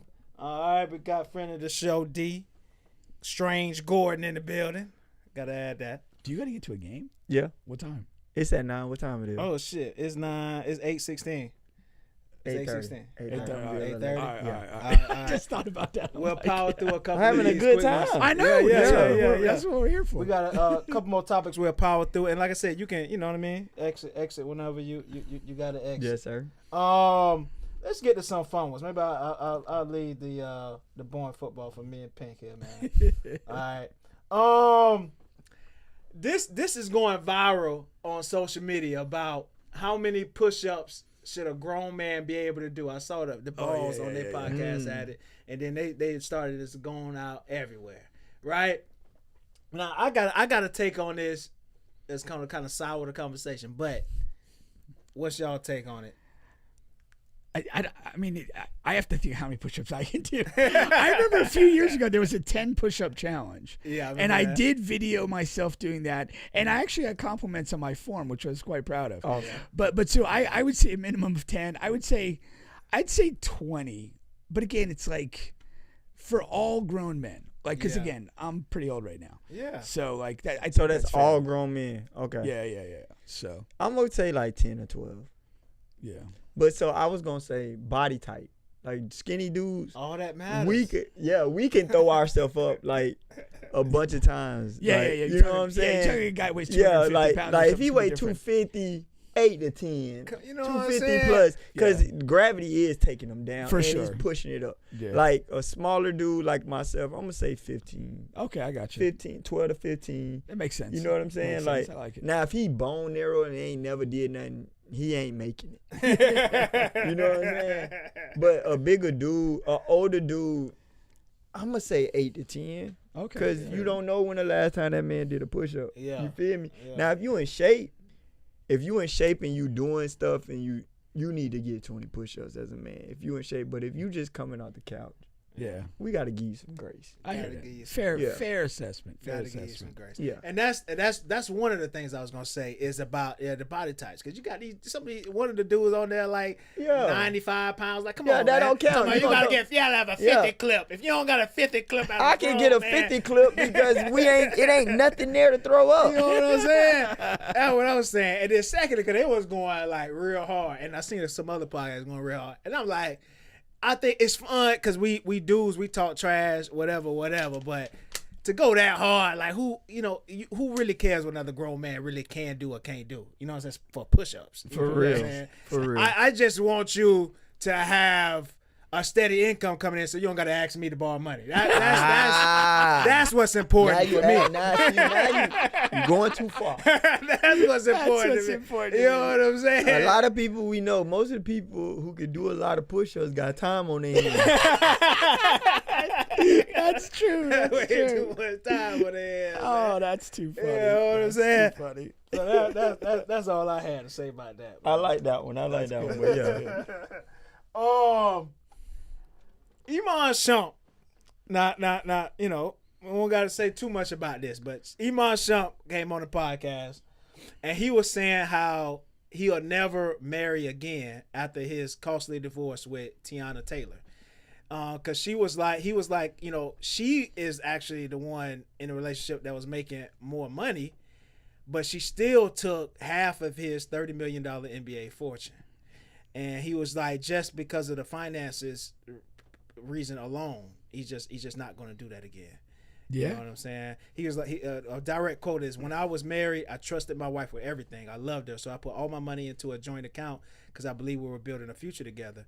I never imagined things would end the way that they did." That's that old song, Why Do Fools Fall in Love? She received over $25 million in cash and assets, including $10 million in cash, 4 houses worth around $10 million, a Maybach, a Mercedes, a Sprinter, and even a tour bus. And on top of that, he pays $8,000 a month every month in child support. That's crazy. He getting put through the ringer. And beyond that. I mean, he's living the life of Job. Yeah. That's crazy. That's tough, man. The courts are a criminal accomplice in that situation. That's tough. There's no need that and Tiana there's no justification for it. Yeah, you're a viable actress. Like, you're making money. Like, you literally should not get much of anything. And she's a good actress. I like her acting. Really? I do. She's good. I like her ass. The acting, not so much. I ain't like her too much in the last Kevin Hart. She played Kevin Hart. Wasn't like she in old that lady. DiCaprio movie? Yeah, she was in one of them. with him, that was good. Yeah. She can act overall. Yeah. I plead the fifth. Out of that, boy. But I would say this, like 2 points. One, like once you've been married, there's really no point in getting married again. Yeah. And then, so I get that. But the other thing is, it's like, now that you've taken the L, like, I mean, if you got so inclined, like, you could do a prenup at this point to protect some assets. Yeah. You should have did a prenup to start. Yeah. For sure. But he's probably thinking like she got money. No, but he ain't you thinking. gotta do. Yeah, he just that ain't the right thinking. No, nah, that ain't. You got to think like a businessman. Yeah, Yeah. It's a contract. He Yeah. wasn't thinking, man. And that's like, it is a contract. It's not about love because, and this is what we've talked about before, because at the end of the day, by getting married, all you really do is allow the state to get involved in your personal finances. Yeah. And that's why it's simply a contract. It's simply a contract. Yeah. No, 100%. Now this is another wild story here. This is a wild one. So, Ohio dad poses as an 11-year-old daughter on TikTok to lure alleged rapists to their home before shooting them twice. Now I got some context. Is that the here. 11-year-old girl? That's the rapist? That's the rapist. Okay. That's the guy. He looks quite effeminate. So That's the dad. Or the picture That's the of the rapist? guy was the rapist. Okay. bet. So this is what happened, right? He first of all, the dad's been charged with a felony assault. So he pretended to be his 11-year-old daughter on TikTok, right? So the girl's mom, so the mom found a video on the 11-year-old daughter's phone showing that guy Gonzalez sexually assaulting the child at their home in their house. So on video. On video. And we know how sensitive you are to sexual acts under your roof that don't involve you. We just can't have that. We cannot have that. You understand? So the day after they saw the video, the dad, in order to find the guy, how old is this guy in the picture? He look like 19, 20. Yeah, for 11-year-old. Right. Right. So Dad gets a free kill on this one. I'm wondering why they ain't set up the GoFundMe. already. Yeah. Yeah, that because he got $100,000 bond. Yeah, set up the GoFundMe. That man did nothing. I think I'm gonna leave off of that one. That one.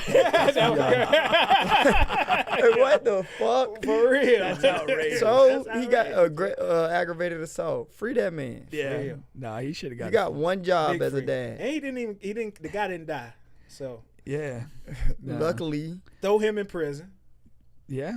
how about they put both of them in there and let the inmates see what's gonna happen? Yeah, there you sure. go. How about that? That's some justice. Yeah, I like that. I'm with I that. bet the inmates don't let nothing happen to that daddy and everything happen now. Yeah. For sure. But let me get out of here. No. Cause Get some buckets, man. this is crazy. What league this is? It's the same place. The Winter Park. Oh, Same Winter Park. Just the Wednesday night league. Just the Wednesday night league. Yeah. Okay. So I was getting ready for TBT. I played in every league. We'll talk about that another time. Hey, appreciate you coming through though, baby. For real, man. Appreciate it. Thanks so much for coming out here. Good luck tonight. All right, Yes, sir. man. D Gordon, exit in the building. Nah, that was good, man. That was too funny. That was good. Yeah. Love his origin story too. Yeah, for sure. That was very good. Yeah, very yeah. good. But yeah, I mean, you watch the video, you send this guy back home with the family. Yeah. And you send the other guy to wherever. The video is like that's the thing. Who Like, 'cause after you, why, like, who's taking a video of that? Like, I mean, it's on her phone. her phone. So she's Propping up the taking a video of having sex with this older dude. Yeah. That's crazy. Maybe she's setting up an OnlyFans. I don't know. Dude, 11, that's rough. crazy. 11 is rough. 11 is 15, insane. 16, setting up a video. I mean, it's still But fucked not up. if you're but it's 19. like, I would not with a 19 or 20-year-old. Like, I'm saying, if you're it's like- 15 or 16 and your partner's 15 or 16 and whatever, y'all are in the middle of high school and right. That's what I'm saying. Yeah, It's for like, sure. you know For what I mean? sure. But just I'm just saying the aspect of 11 and setting up the video to have sex. That's a really wild part of this. Like it's completely criminal and wrong that this guy is having sexual relations with an 11-year-old. And it feels okay that the dad would beat him up or whatever. But the what the hell is, why is this on video? Like, and if you him and you see this video, you gotta You got to shut that down. He's he's a fucking. He needs to be in prison for however long, and I hope bad things happen to him in there. Yeah. But like, come on, man. Yeah. Well, he's a fucking idiot, and no, he deserves a death penalty because, again, this falls into that category of like, this guy is not. You can't rehab this guy. Yeah. If you're pursuing and having this thing with an 11-year-old girl and you're 18, 19, 20, you're beyond redemption. Yeah.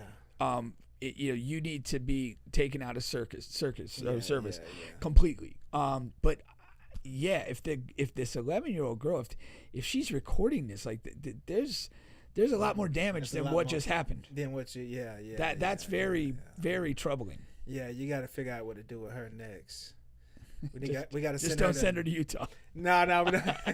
I was gonna say we're gonna use Jay Sun. Yeah, no, we got to do that. Go to Jay Sun route, not the Bubba route. Bubba route. No, we don't go to. That's a wild story. That is a wild story though, and then it's like because there's so many wild components.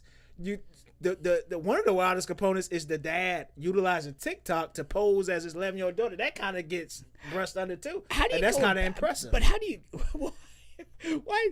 Are you just basically chatting? Yeah. You're logging in under her account. Yeah, that's not that sophisticated. Like, you gotta sound like her. You gotta use the right emojis. You probably can look at her prior messages and capture the tone and speak in her voice. Okay. No, but I'm like, because it's presumably just typing like messages. Yeah, you don't have to it's not like he's put on a wig or raising his voice to speak in the tone and tenor of an 11-year-old girl. And you're just typing words down. We could do whatever there. What's the famous Cyrano de Bergerac? What's the guy that fed the lines to the other? You got to know all the up-to-date slang, all of that, man. Yeah. No. Yeah. Or you just go old school, me so horny.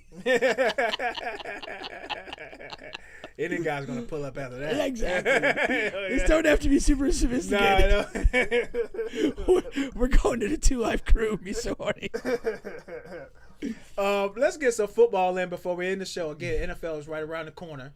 I have 2 things here. Since we're having fun, and that's a crazy thing to say after a topic like that. We always find a way to. I know. It's kind of one of our gifts. They've been giving us less shit about it, so. They've reached a point of acceptance. Okay, so of course all NFL teams are in camp right now, and so they're practicing. Some people are fighting. You know how it is every year in camp. Yeah. This is a video from one of your guys, and this is what he's deciding to do during camp while everybody's practicing. Tell me if you can see that. Who is this? So, this is Justin Herbert. Oh, who's with his fiance? Didn't they just get married? Did they? I think it's what it's just an engagement. Yeah, I thought they got married. Okay. Yeah. But that's crazy, man. They're just having that. What's that? The TFA. What is that called? PDA, public display of affection. Right there in the middle of camp. And you got Tom Brady sacrificing a family to go 7-9 with the Bucks.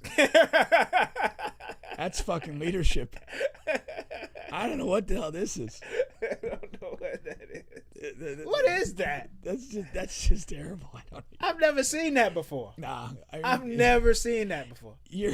I don't even know what to say. Like, if you're a Charger teammate and this is supposed to be your guy. Dion's a coach and he's dodging his wife. That's an ex-wife. That's an ex-wife. Who called the police on him. He's justified. I just thought I would slip that in. Yeah, no, I appreciate the effort, but I stand with Dion. That's this is outrageous. Yeah, that's outrageous. Dude. Come on. That's crazy. Come on.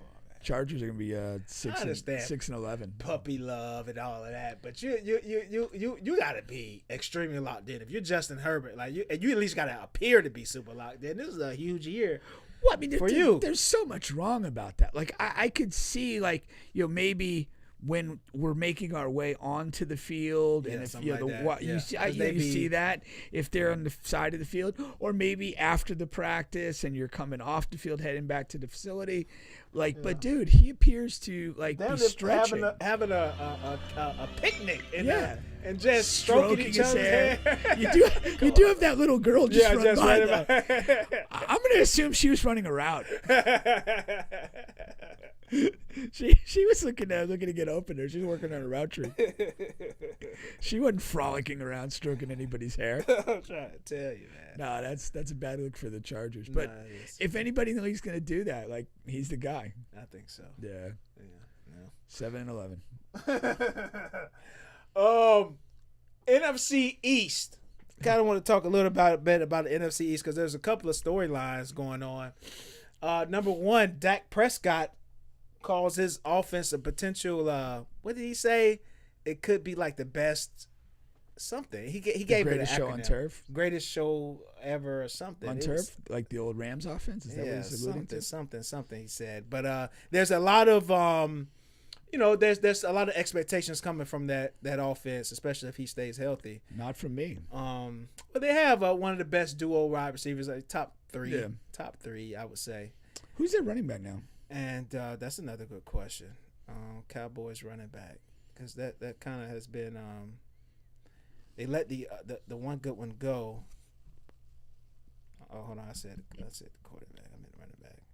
I thought is it Javonte Williams? It is. Yeah, he had a good year last year, but he's not great. Yeah, he had a 1,200-yard season last year.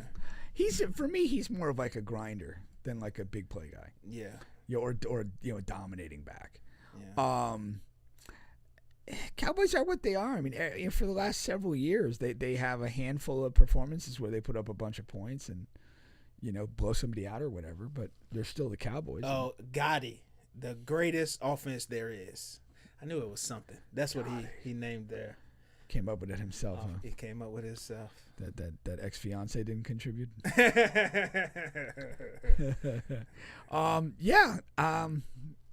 Just not moved either way. They I expect the Cowboys to be a fringe playoff team. I don't regard them as a serious contender, and I think Dak will be Dak. If it comes down to the playoffs, he'll come up short. Yeah. The thing about the division is, the Eagles, they come in, they lose some key players. So I don't know, and they've been losing coordinators over the years. Yeah. And I'm not sure if they've rebounded from that as far as replacing them with the right offensive and defensive coordinator. And then, there's a lot of pressure on Jalen Hurts this year. And he's going to be relying on, a rookie receiver, and limited sort of almost. Well, he's still got Devontae, and you got Devontae who's going to move up into this number one receiver role. And then you still have Saquon. Yeah, you still have Saquon. Yeah, but we haven't seen a great Saquon season since 2 years ago. 2 years ago. When we had the greatest ever Saquon season. Yeah. He fell off last year. The whole team did. But you also removed the distraction of A.J. Brown. So you think that's more of a positive then? At this point, yeah. I think particularly as an Eagle, his level of distraction was greater than his level of production. And so I think there's going to be some addition by subtraction with him being out of there. Yeah, you would hope so. But this is still, I still look at the Eagles as being a deep, two-sided team. Yeah. I'm not. They'll be a playoff team. I like them. At least a game and a half over Dallas. Okay. On the whole. Okay. Because Dallas is still, they have questions on defense. We have to see it. I mean, they've made some additions and.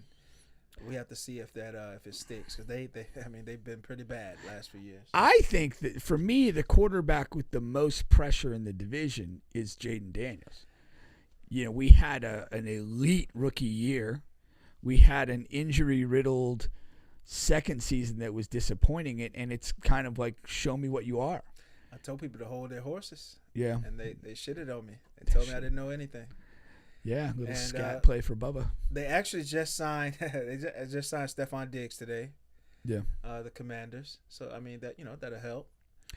Yeah, I mean, it is a show me year for him because it's you're if you're derailed by injury, you're derailed by injury. Yeah. It is what it is. But like you need to see more of the rookie level Jaden Daniels, and maybe like Dee was talking about, maybe there's a book on him now, and maybe there's some tells in how he plays that he hasn't countered yet. Yeah. But if that's part of the case, now's the time to counter.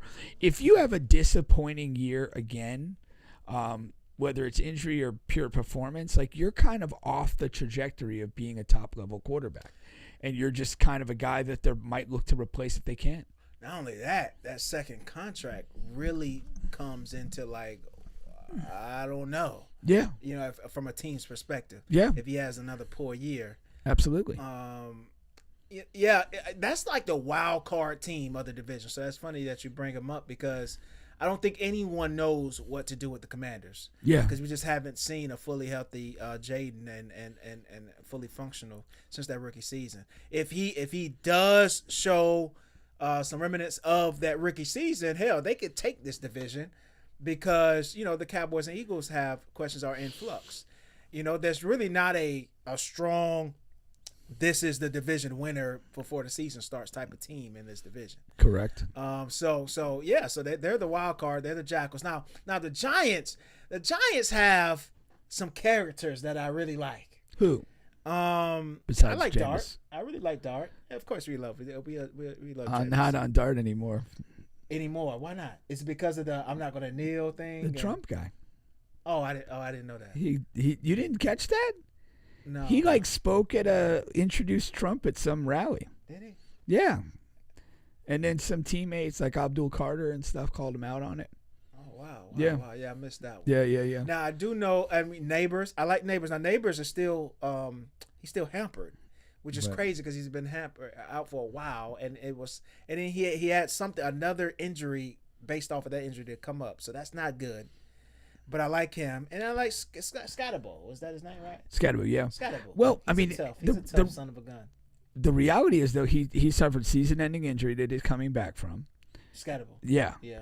And Dart missed time last year due to injury. I know. And he has a style of play that may lend to that may lend to that. Yeah. So I don't feel. And he says he's not changing it for anybody.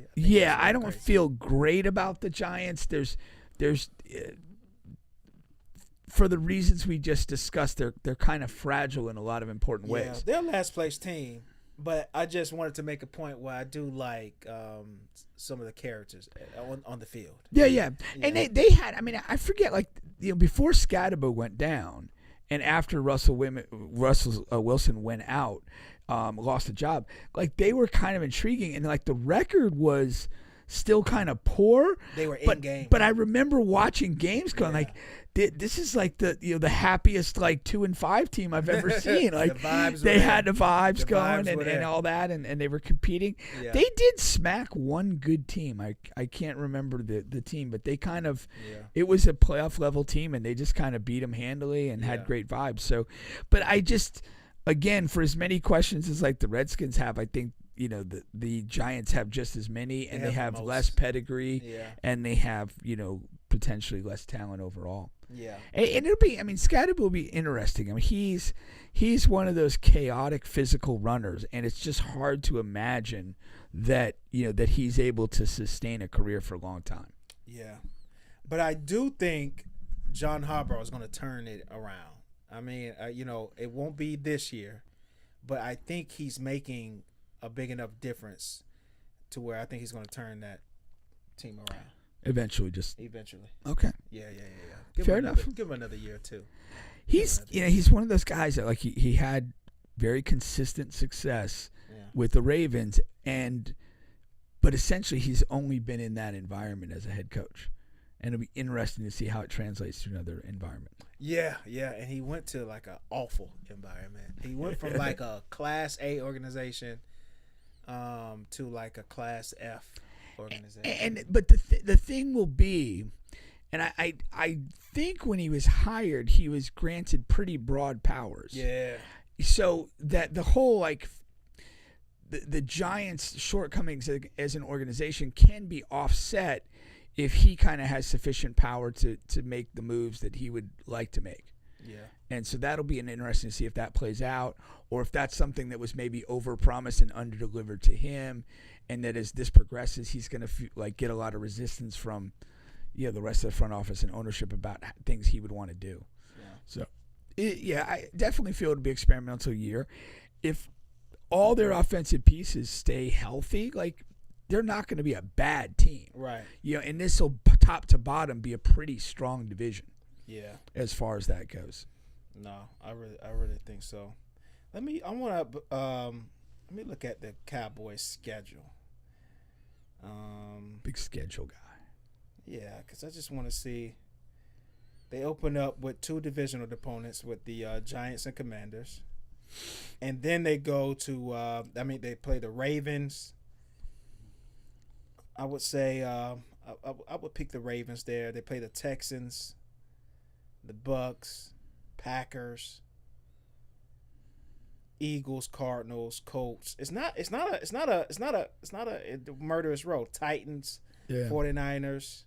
But why I'm not a schedule guy though is because there's so many variables. There's so much variables. Like we're talking about the Ravens, they're going to have a new coach. They're going to be doing something different for the first time in probably 15, 18 years under Harbaugh. And you'll hopefully for that it goes well. And then once you get into the middle of the season, regardless of what the name on the schedule says, it's like who's healthy. Yeah. What is that team playing like at this point? Have they gotten kind of the confidence beat out of them, or are they, rolling into that game with a 4-game win streak? It's too early to predict any of that. No, 100%. But gun to your head, who do you take to win the NFC East? I'm gonna go gun to my head. I'm gonna go Cowboys. Okay. I'm gonna go Cowboys to win the division. I'm gonna go Eagles. Yeah, I want to go Eagles. What's holding you back? My heart is going to be with the Eagles. I'm going to hope they win the division. But because I do this thing where every year I've begin to gamble less, but I still do future bets, meaning season win totals. Oh, and who's going to win the division or the Dallas to win 11 games or something like that. More. Okay, right. Whatever it's saying that. Okay. And I haven't looked at those yet, but I will. I do those. Yeah. And so so my money will be on the Cowboys. But what if the Cowboys number is kind of a bad number?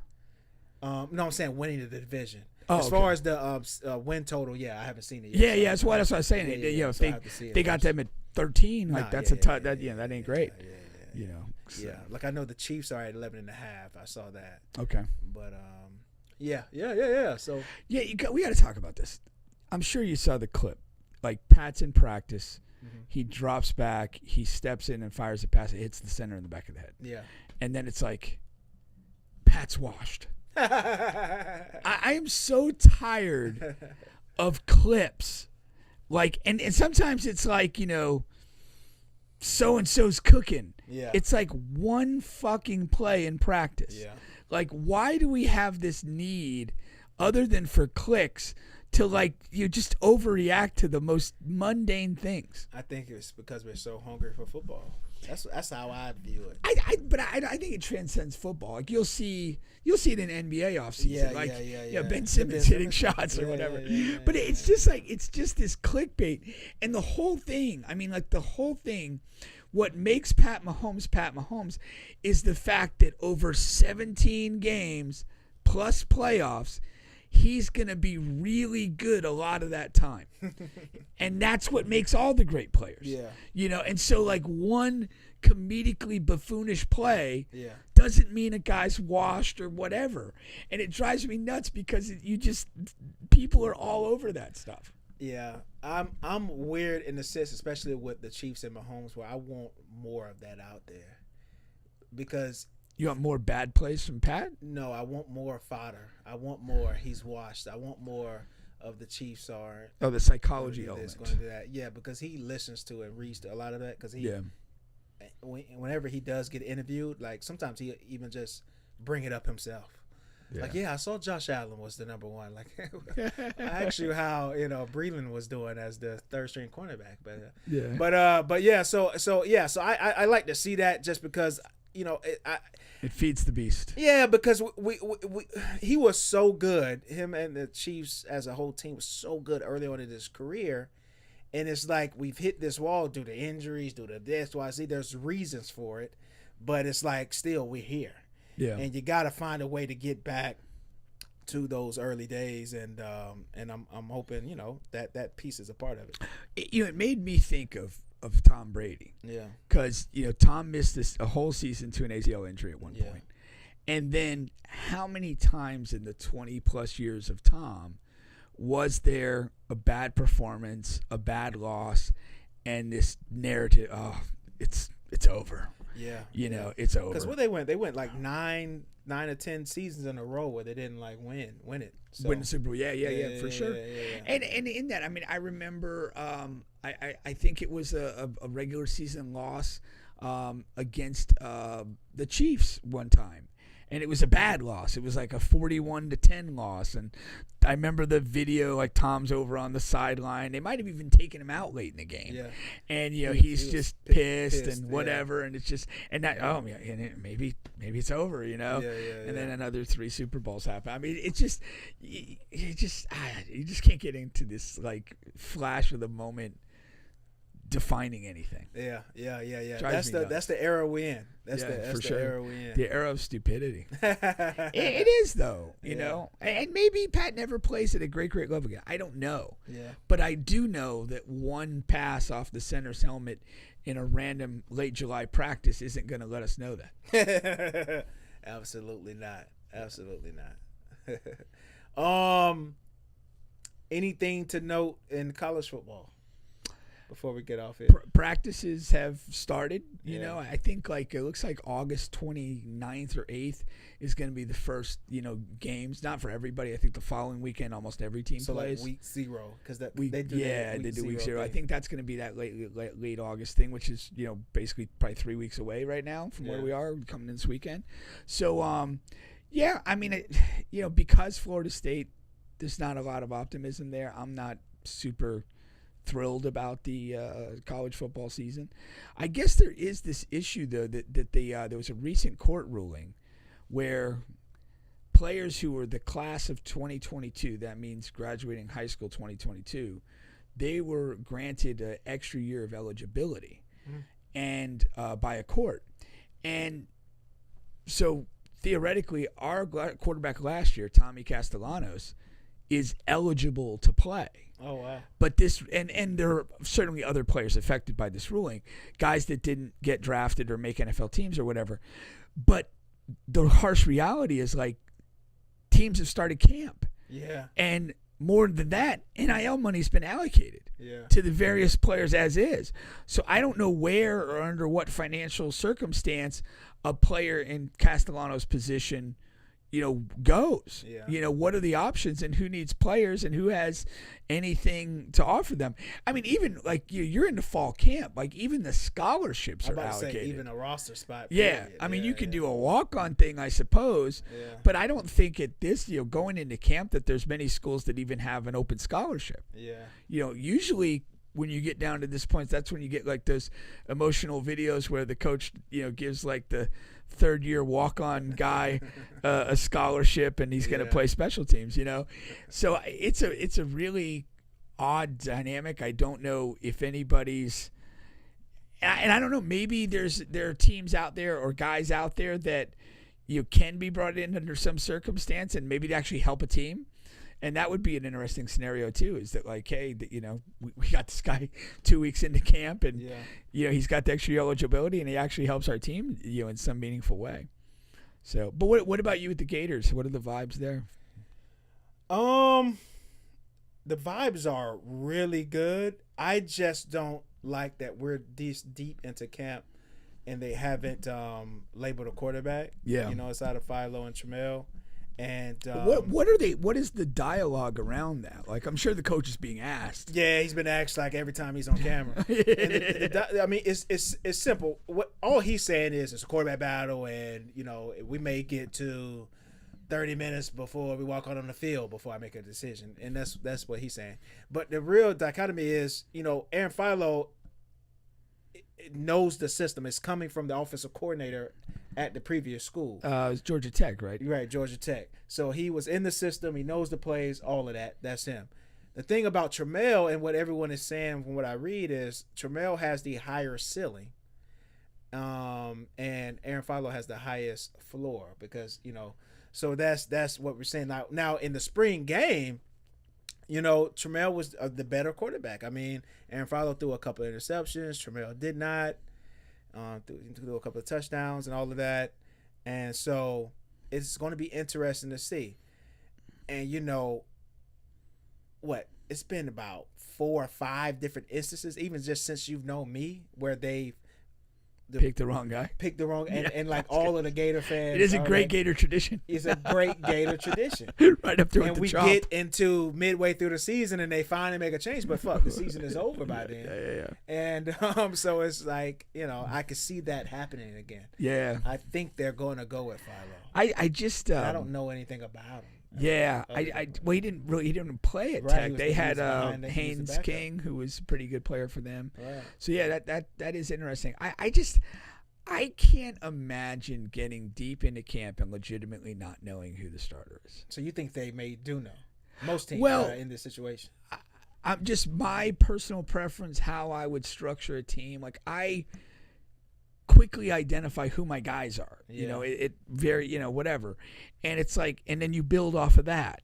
But if at kind of the most important place in the whole thing, you're legitimately undecided, like you don't even, I can't imagine how you build a team around that, without getting that resolved. It doesn't make sense to me.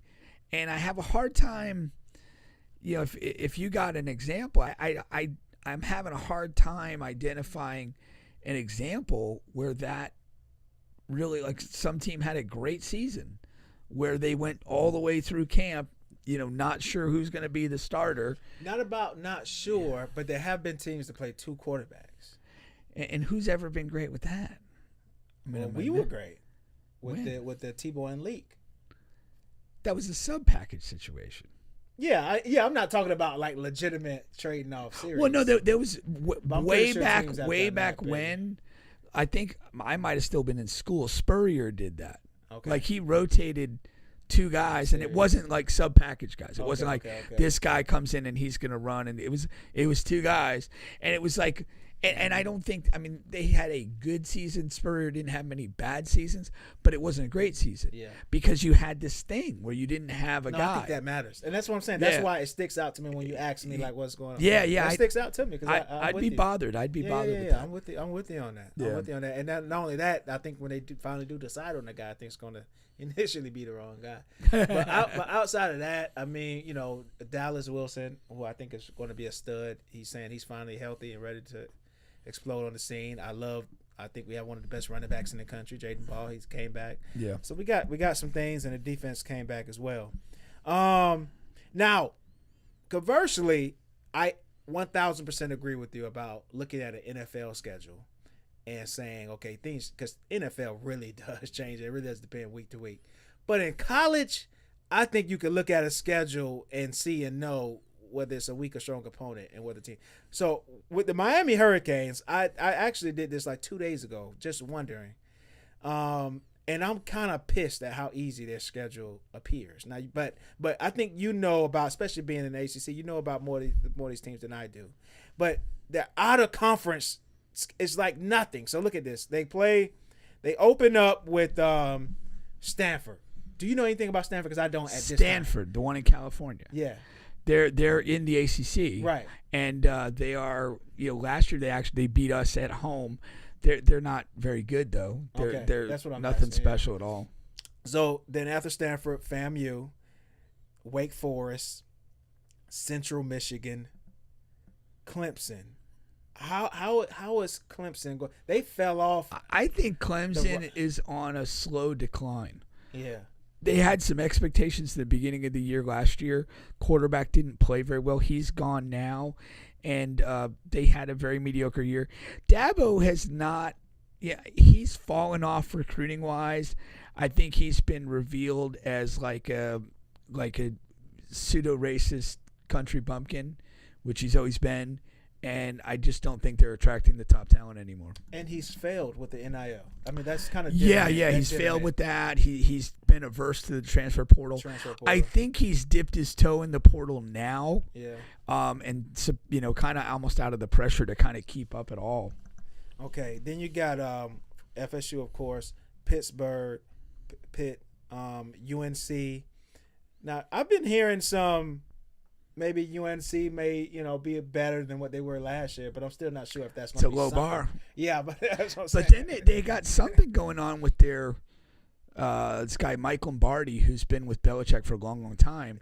He recently got dismissed, and there's a lot of kind of talk about what exactly transpired. So I'm not, You're not optimistic about that. Not at all. I mean, certainly not a team that's to me going to compete for an ACC title. And then they have one game. I'm going to get back to that game. Then they have Duke, Virginia Tech, and Boston College. Now, the other game is Notre Dame. Notre Dame probably is the best team on their schedule, right? Yeah, apparently some people are really high on Notre Dame. Okay, they really like their quarterback. They feel like they've got a lot of talent. Did they get their coach back? Did they sign him back? Yeah, Freeman stayed. Right, Freeman stayed. Yeah, so right? Their coach is there. He was like there was some rumors. flirtations. Right. Yeah, the Gators I think were turned down by him. There's high hopes on Notre Dame. The other thing is a Notre Dame game in I believe late November. Yes, no, early November, but yes, early November. Yeah. So you potentially have a weather element. There, certainly you'd probably want to go up there earlier in the year. They're in South Bend, Indiana. Yeah. So yeah, you might have a little weather be a factor there. So we'll see. Yeah. That's the defining game of the Miami schedule. Because really, I mean, the ACC hasn't gotten any better. Right. I mean, I really feel like that Miami's probably the only team that is rising. Yeah. That seems to be getting better. Duke have seasons where it's surprising. They'll have but Miami's got the Duke quarterback. Yeah, Duke won the ACC last year. They didn't have a great overall record, right? But their quarterback is in Miami now. And I don't know. I think they're really stuck because if you recall that transfer, it was at the end of the transfer window. Yeah. And so Duke was under the belief he was coming back and had some arrangements to pay him, and they lose him last minute. I don't know what they got to replace him. And back in my day, man, it's funny I'm older to say that. Virginia Tech was always solid, always more than solid. Well, what the fuck happened to them?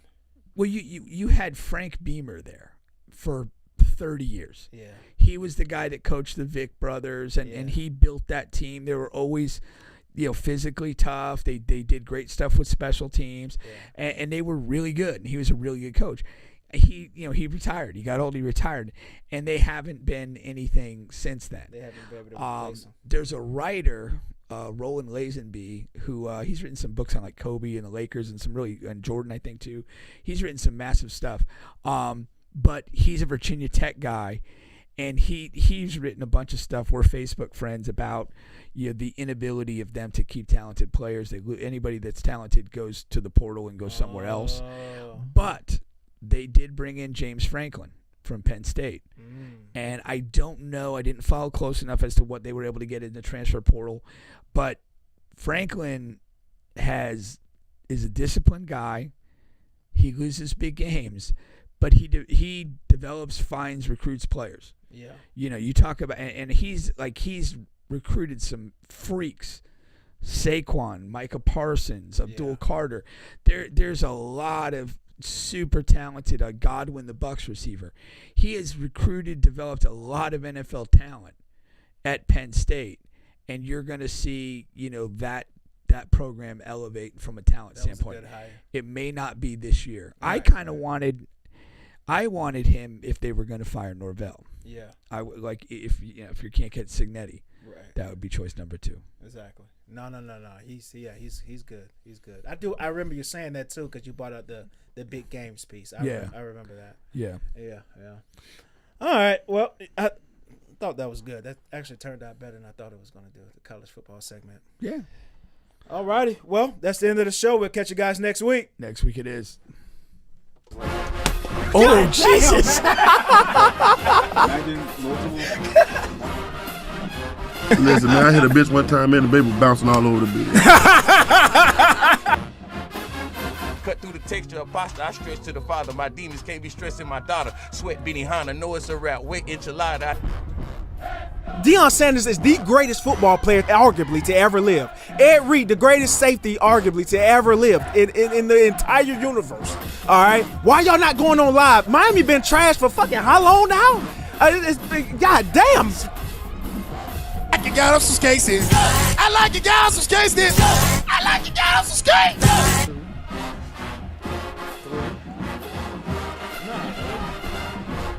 I want somebody in the event, something like, say like, I love oxtail. If I can eat some that tastes like oxtails while I'm down there, just for that moment. He's on my back. You know what I mean? And, you know, I think, you know, I feel like his thing is like on my neck. I've had two guys. Same time? No, I'm not that girl. Man, the best motherfucking podcast in Orlando, Florida. You already know. We the appreciate Sunshine it. State, man.